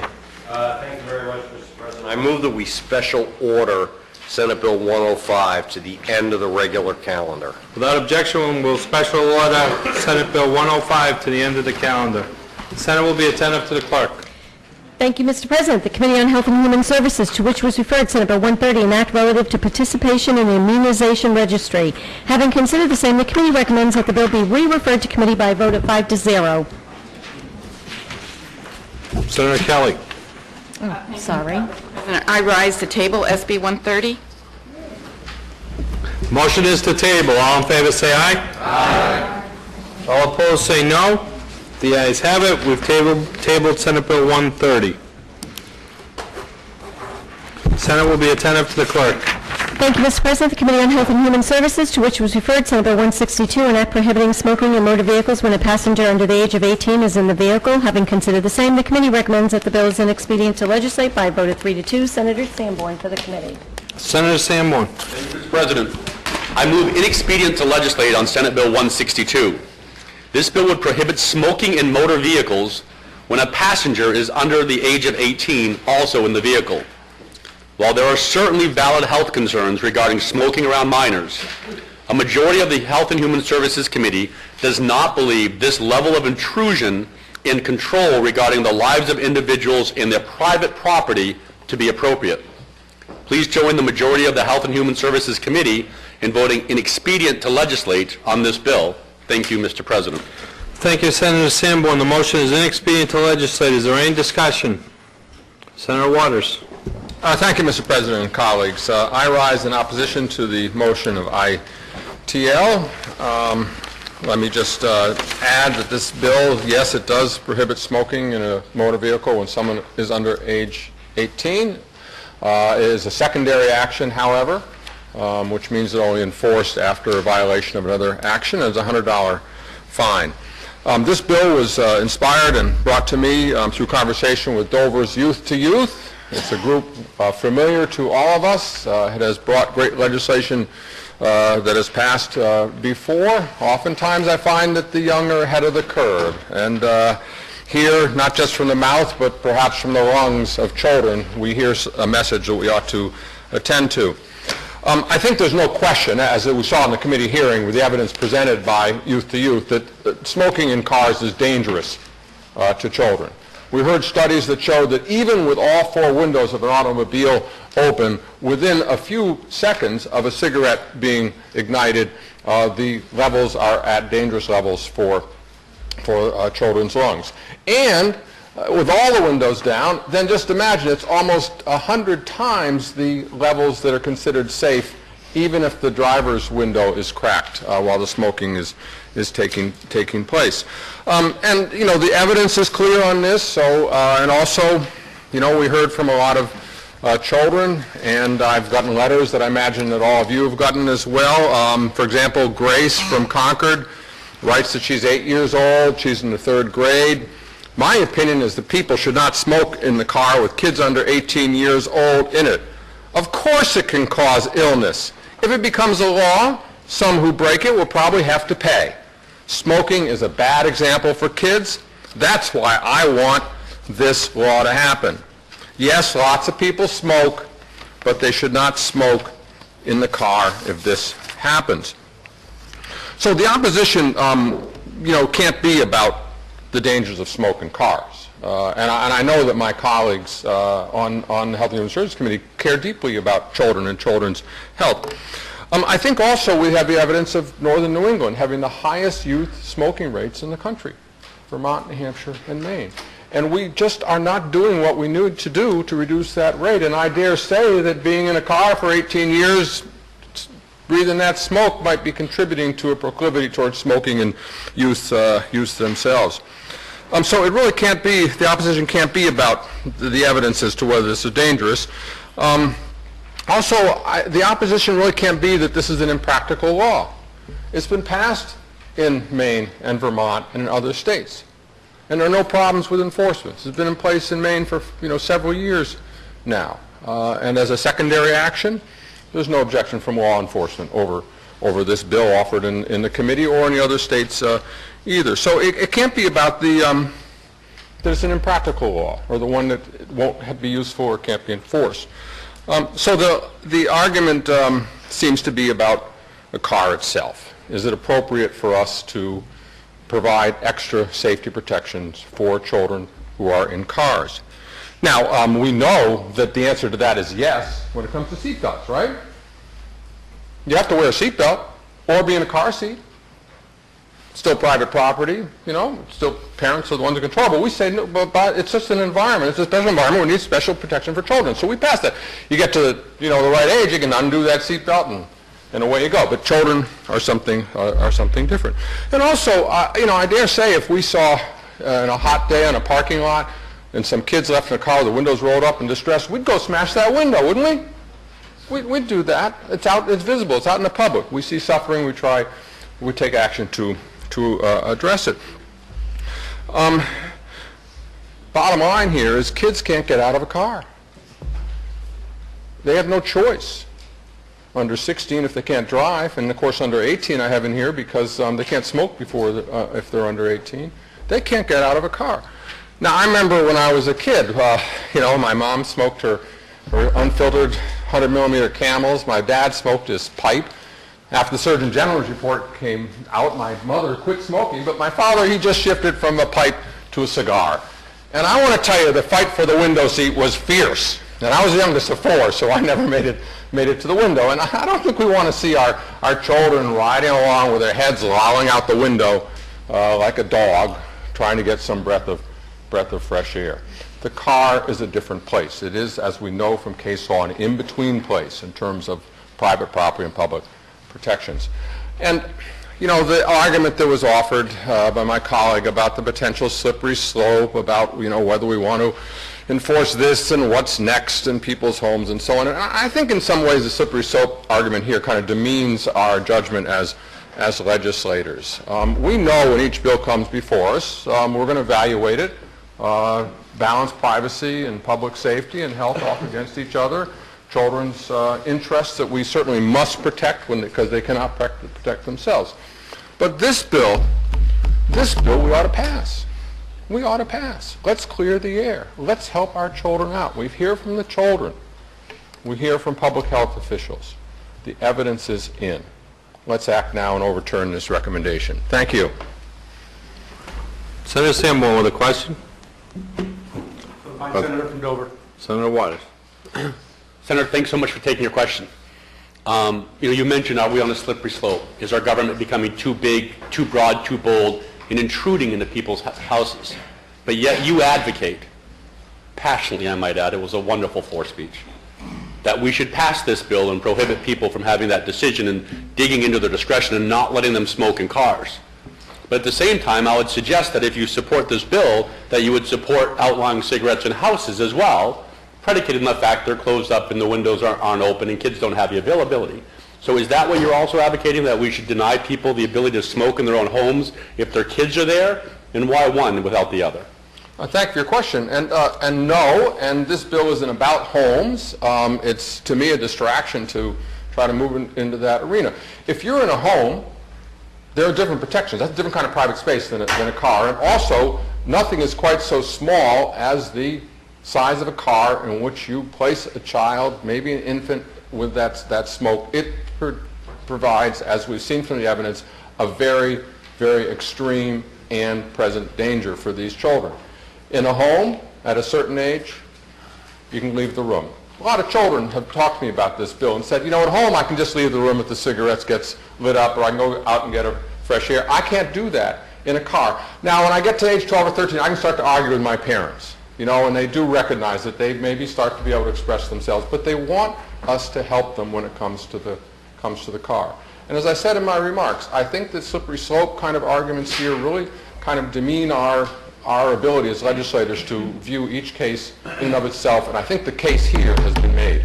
Thank you, sir. Thank you. Senator Cataldo. Thank you, Mr. President. A question from the senator from District 4. Senator Waters. This is would you believe? I'm driving across the Merrimack River Bridge a couple of weeks ago, and there was a woman that I passed at a safe speed, and she had a cigarette here, and I could see it plainly. She had the texting with her hand here, 3 children in the back seat, so she's going to get hit twice, isn't she, when July comes? True. Thank you for your question.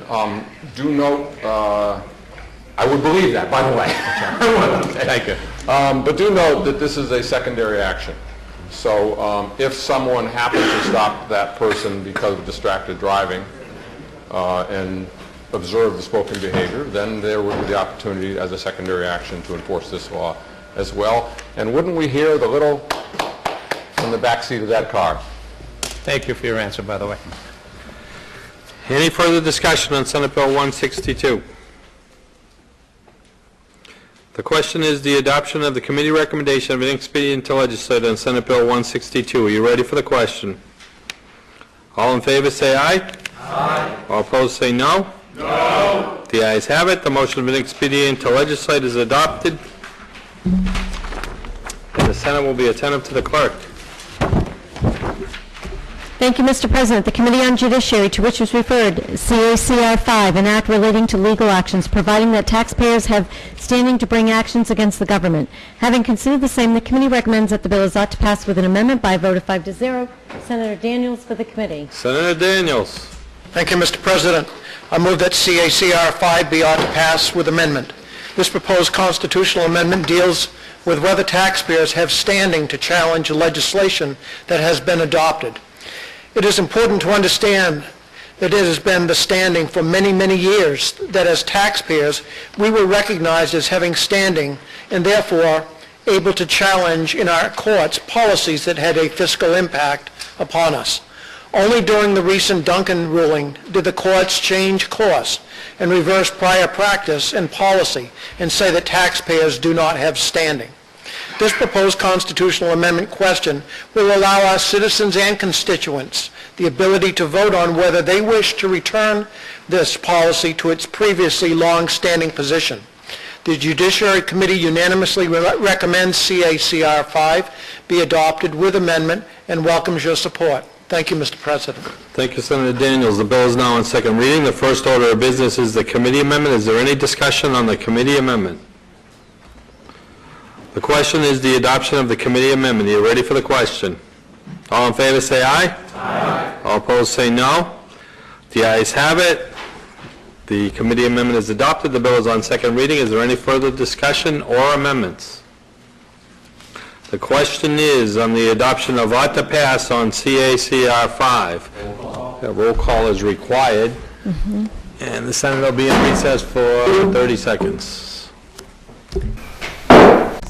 We'll come out of recess and the clerk will call the roll. Senator Woodburn. Yes. Senator Forster. Yes. Senator Bradley. Yes. Senator Waters. Yes. Senator Pierce. Yes. Senator Cataldo. Yes. Senator Hosmer. Yes. Senator Little. Yes. Senator Sanborn. Yes. Senator Kelly. Yes. Senator Daniels. Yes. Senator Avard. Yes. Senator Lasky. Yes. Senator Carson. Yes. Senator Feltes. Yes. Senator Booton. Yes. Senator Reagan. Yes. Senator Soucy. Yes. Senator Bertzel. Yes. Senator D'Alessandro. Yes. Senator Fuller Clark. Yes. Senator Prescott. Yes. Senator Stiles. Yes. Senator Morse. Yes. The ayes have it. The motion of ought to pass as amended is adopted 24-0 and it's ordered to third reading. The Senate will be attentive to the clerk. Thank you, Mr. President. The Committee on Judiciary, to which was referred Senate Bill 184, an act adopting the Uniform Marital Property Act. Having considered the same, the committee recommends that the bill be re-referred to committee by a vote of 3-2. Senator Cataldo for the committee. Thank you, Mr. President. I move that Senate Bill 184 be referred to the committee. This legislation proposes to adopt a Uniform Marital Property Act, which bases marital law in a 50-50 division of all assets required during the course of marriage upon the dissolution of that marriage. Because the bill is complex and affects many aspects of the current law, including trust and estate law, family division law, as well as child support and other established standing policies, the Judiciary Committee recommends that the Senate Bill 184 be referred to committee. Thank you, Mr. President. Thank you, Senator Cataldo. The bill is now on second reading. Is there any discussion? The question is the adoption of the committee recommendation of re-refer to committee on Senate Bill 184. Are you ready for the question? All in favor say aye. Aye. All opposed say no. No. The ayes have it. The motion to re-refer to committee is adopted. Senate will be attentive to the clerk. Thank you, Mr. President. The Committee on Public and Municipal Affairs, to which was referred Senate Bill 241, an act relative to authorization for the town of Ringe to make capital expenditures from a trust fund. Having considered the same, the committee recommends that the bill be ought to pass with an amendment by a vote of 4 to 1. Senator Stiles for the committee. Senator Stiles. Thank you, Mr. President. I move Senate Bill 241 ought to pass with amendment. This bill changes the two-thirds vote requirement established in 1957 for expenditure from the principal of a trust fund. Under the current law, the town must obtain at least 50% of the turnout of voters in order to expend this specific trust fund. That threshold has proven to be much too high. If we could only get that many voters out, it would be great, but it has proven to be much too high, and the fund has remained untouchable for decades. Senate Bill 241 will afford the voters in Ringe the opportunity to utilize these funds in a way that they see fit. This change in law will simply affect this one individual trust fund and not any others in the town of Ringe or throughout the state. The committee amended the bill to change it from a simple majority of votes cast to a 3/5 requirement of votes cast in order to keep it in line with the other trust fund standards. Therefore, the Public and Municipal Affairs Committee asks for your support for the motion of ought to pass with amendment on Senate Bill 241. Thank you, Mr. President. Thank you, Senator Stiles. The bill is now on second reading. The first order of business is the committee amendment. Is there any discussion on the committee amendment? The question is on the adoption of the committee amendment. You ready for the question? All in favor say aye. Aye. All opposed say no.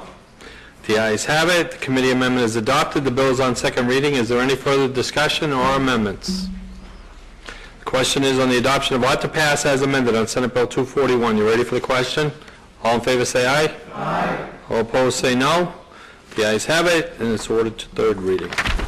Senate will be attentive to the clerk. Thank you, Mr. President. The Committee on Ways and Means, to which was referred Senate Bill 265 FN, an act establishing the Achieving a Better Life Experience ABLE Savings Account Program.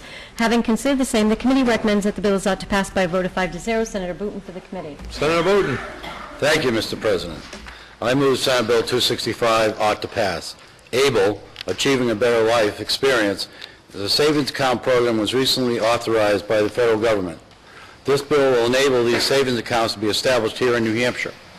The accounts are for individuals who have suffered a qualifying disability prior to age 26. The disability standard for the purposes of these accounts is the same as the Social Security disability standard. The accounts will be administered in accordance with the provision of Section 529A of the Internal Revenue Code. The funds in the account will be tax-free. Anyone can contribute to an individual's account. This is a way for disabled individuals to save money without fear of losing other benefits. The funds can be used to cover a range of disability-related expenses that might not otherwise be covered by insurance or other forms of assistance. Some examples of what the money can be spent on include transportation, assistive and adaptive technology, or job training. The Ways and Means Committee asks your support for the motion about to pass. Thank you. Thank you, Senator Booton. The bill is now on second reading. Is there any discussion? The question is on the adoption of the committee recommendation of ought to pass on Senate Bill 265 FN. Are you ready for the question? Senator Booton moves for a roll call, seconded by Senator Bradley.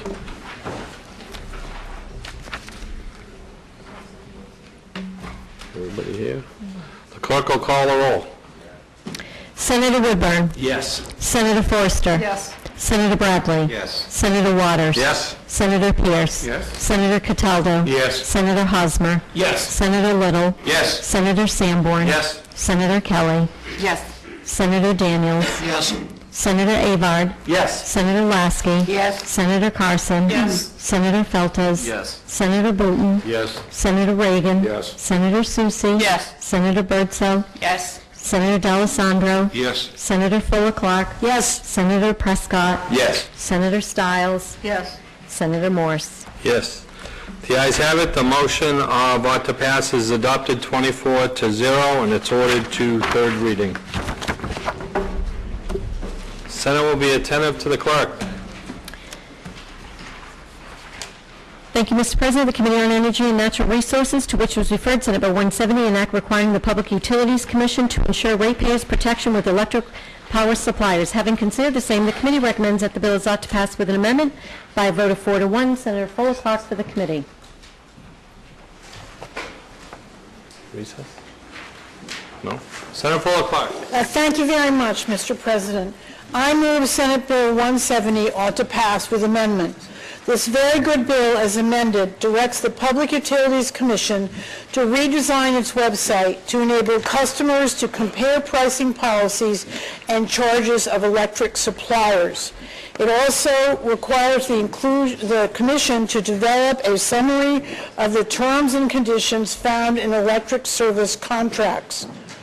Additionally, ratepayers will be able to voluntarily choose what type of notification they would like when changes occur in their services.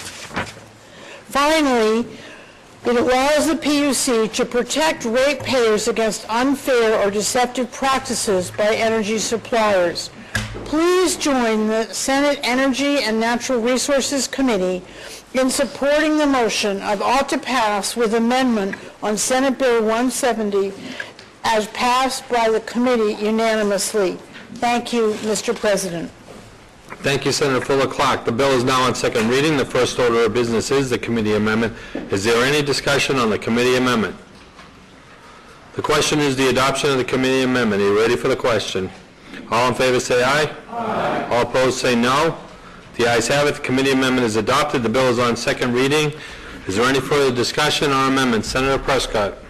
Thank you, Mr. President. I rise to introduce floor amendment 1056S and would like to speak to it. Senator Prescott offers floor amendment 1056S, and the chair rules that sections of the amendment are non-germane. Without objection, Senate Rule 3-17 is suspended to allow consideration of non-germane amendments. And Senator Prescott, you may speak to your amendment. Thank you very much, Mr. President. I want to, first of all, thank the chair of Energy. I think he had great vision when I think he made the very first subcommittee that I've ever seen in the state Senate.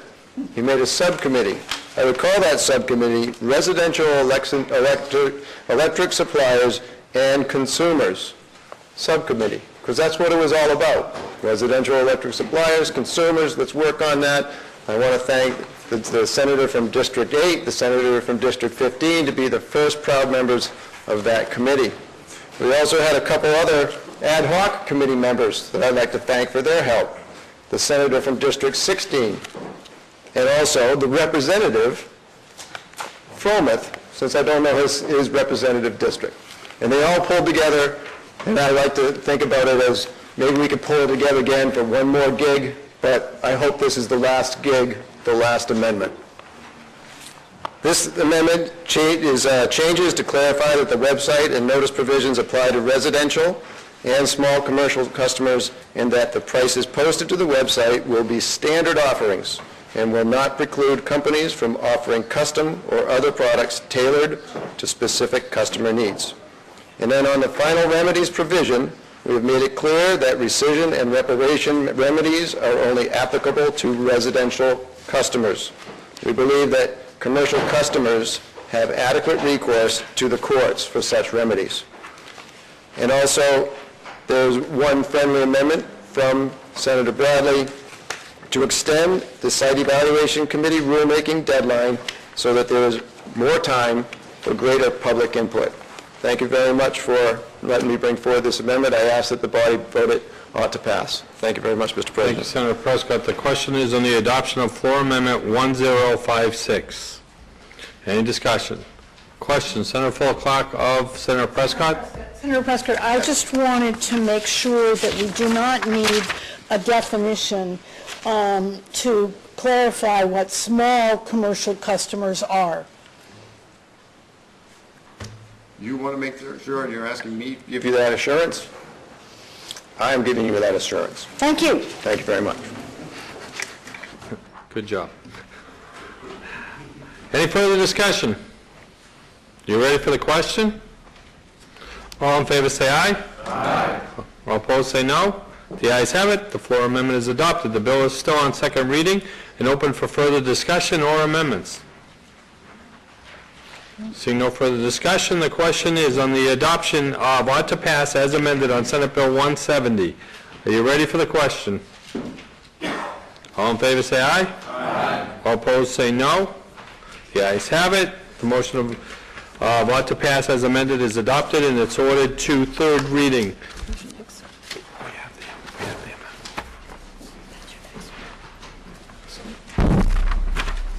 The Senate will be attentive to the clerk.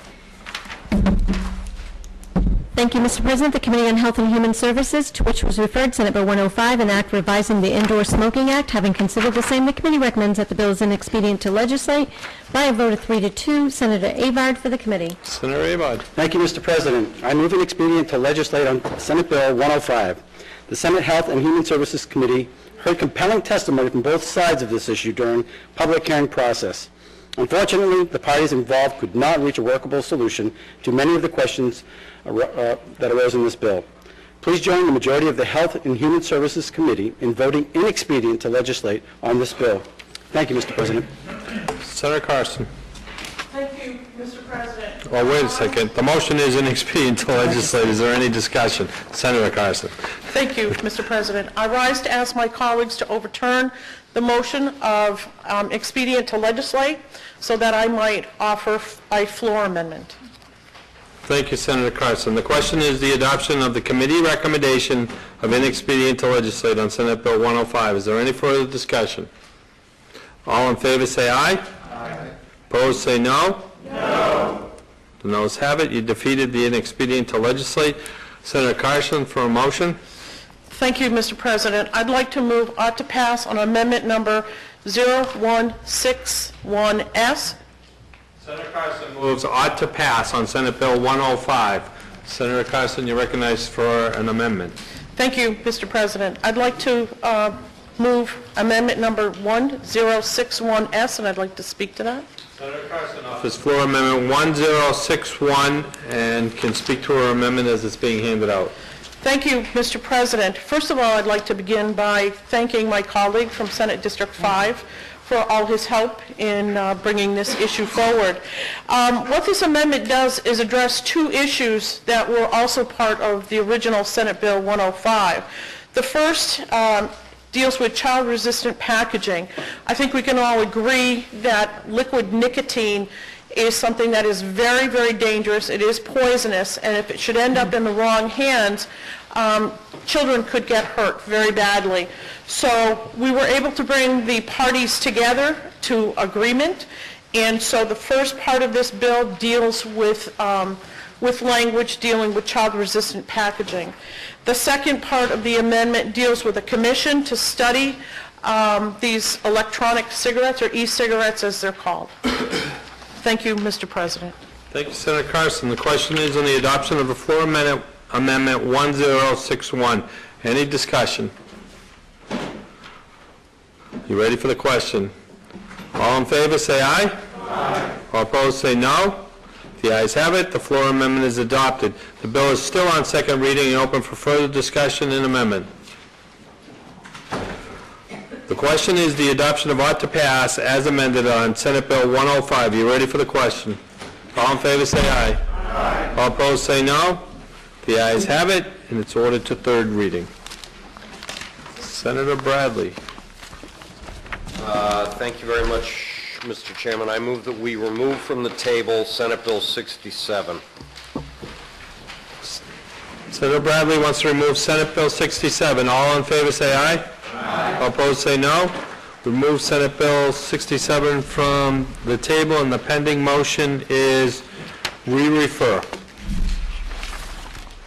Senator Carson. Thank you, Mr. President. I would like to ask my colleagues to vote to overturn the recommendation of re-refer so that I might offer an alternative motion. Any further discussion? All in favor say aye. Aye. All opposed say no. No. Thank God the no's are louder. Senator Carson for a motion. Thank you, Mr. President. I'd like to make a motion of ought to pass, and I have a floor amendment I would like to offer. Senator Carson moves ought to pass. Senator Carson for a floor amendment. Thank you, Mr. President. I'd like to present amendment number 1034S. Senator Carson offers floor amendment 1034S and may speak to her amendment as it's being handed out. Thank you, Mr. President. Once again, I'd like to thank my colleague from District 20 for his thoughts and his insights as we put this commission together. And what you'll see is there is an agreement that we will establish a commission that is going to be looking at the issue of opioid misuse in New Hampshire, and we will have a reporting date of November 1st, 2015. Thank you, Mr. President. Thanks, Senator Carson. The question is the adoption of floor amendment 1034S. Is there any further discussion? All in favor say aye. Aye. All opposed say no. The ayes have it. The floor amendment is adopted. The bill is still on second reading and open for further discussion or amendments. Senator D'Alessandro. Thank you, Mr. President. Mr. President, I'd like to thank my colleague, Senator Carson, Senator Sanborn. This problem is pervasive in New Hampshire. It is pervasive. Last month, 12 individuals died in the city of Manchester from an overdose of narcotics. Just last evening, we had another situation in Manchester. I was at a meeting with a police officer. He was called out of the meeting in order to address another overdose. The quicker we can look into this, the better we can get together to solving a problem that hurts everybody. I mean, it hurts everybody. So, again, I thank my colleagues in the Senate for bringing this forward, and let's hope it can do the job that we expect it to do. Thank you, Mr. President. Senator Sanborn. Mr. President, I rise in support of the amendment. Thank Senator D'Alessandro and Senator Carson for their input on this. Some of you may have seen in the press last night that down in Keene, New Hampshire, we had the largest bust of heroin in the history of the state of New Hampshire. Over 2.5 pounds of heroin was confiscated. They think it's the largest heroin ring that they've seen in the state, and specifically over in the western part. What encourages me about this committee is this would be the fourth committee that we have to look at the issue of opioid drug use. And every other committee has always talked about what we need to do about treatment plans and trying to get people help who need help. And I completely support that. But we also have to send a clear message to the drug dealers and distributors that we are not going to tolerate these malicious acts that are truly hurting our society. This will be the first commission we have that's actually going to specifically look at enhanced penalties for drug dealers and distributors who come to the state of New Hampshire or operate in the state of New Hampshire. We got to help those people that need help, and we better start locking up those people that are hurting the residents of this state. And with that, I support passage. Thank you, Mr. President. Thank you, Senator Sanborn. The question is on the adoption of ought to pass as amended on Senate Bill 67. Senator Fuller-Clark for a question of. Senator D'Alessandro. Senator D'Alessandro. Thank you, Senator D'Alessandro, for taking my question. I just want to make sure that the committee can also look at the treatments that are available for those who have overdosed, and particularly the fact that we've now seen the pharmaceutical companies double the price of Narcan, which has been very successfully used to save overdose individuals from dying. Thank you for the question, Senator Clark. Hopefully, we'll look at all aspects of this, and I think it makes a great deal of sense. So thank you very much. Thank you, Senator D'Alessandro. Any further discussion? Question is the adoption of ought to pass as amended on Senate Bill 67. Are you ready for the question? All in favor say aye. Aye. All opposed say no. The ayes have it. The motion is adopted and it's ordered to third reading. Recognize Senator Bradley for a motion. Thank you, Mr. President. I move that the Senate adjourn from the early session, that the business of the late session be in order at the present time, that all bills and resolutions ordered to third reading be by this resolution read a third time, all titles be the same as adopted, and that they be passed at the present time. All in favor say aye. Aye. All opposed say no. The ayes have it. The early session is adjourned. We are now in the late session. Are there any announcements to come before the Senate? Senator D'Alessandro. Thank you, Mr. President. Mr. President, a point of personal privilege, please. On St. Patrick's Day, at an event in Salem, New Hampshire. Senator Morse and I attended this event. One of our former colleagues, Michael Downing, received the Ganley Award, an award for civic engagement, civic responsibility, and commitment to his community. I think Senator Prescott was also at that event. Michael Downing sat in a chair next to me, both in the House of Representatives and in the Senate. He is truly a great American. Mike is a terrific family man. He's a terrific public servant, and he really does outstanding work. I think the crowd at the event clearly was responsive to Mike for receiving the award, but very evident of his commitment to public service. Mike Downing is a really super guy. As I said, served in both bodies, is now the current sheriff of Rockingham County. He was there with his father, a former New Hampshire State Senator, Del Downing, who served in this body in the early 1970s and was a state employee after that. But indeed, Mike was surrounded by his family, and it was a great tribute for Mike, but it was a great tribute for us, and I mean Senator Morse, myself, Senator Prescott, to be there, to share in this. You know, as I've said on a number of times before this body, there are times when you get a reward, but it's long after you're gone. It's nice to see somebody get it when they're there to receive it, and they can enjoy it, their family can enjoy it, and we could enjoy being there and being a participant in this great event. Thank you, Mr. President. Thank you, Senator D'Alessandro.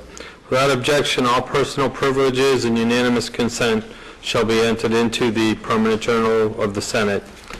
Is there any further business to come before the Senate? Senator Little. Personal privilege, please. Yes, Senator. I would like to echo Senator D'Alessandro's comments about Senator Downing.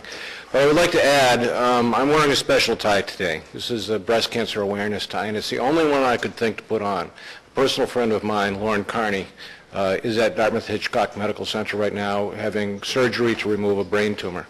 And I wanted to remember her and to think about her, and I just wanted my thoughts and prayers and wishes for her successful surgery and speedy recovery in the record. Thank you.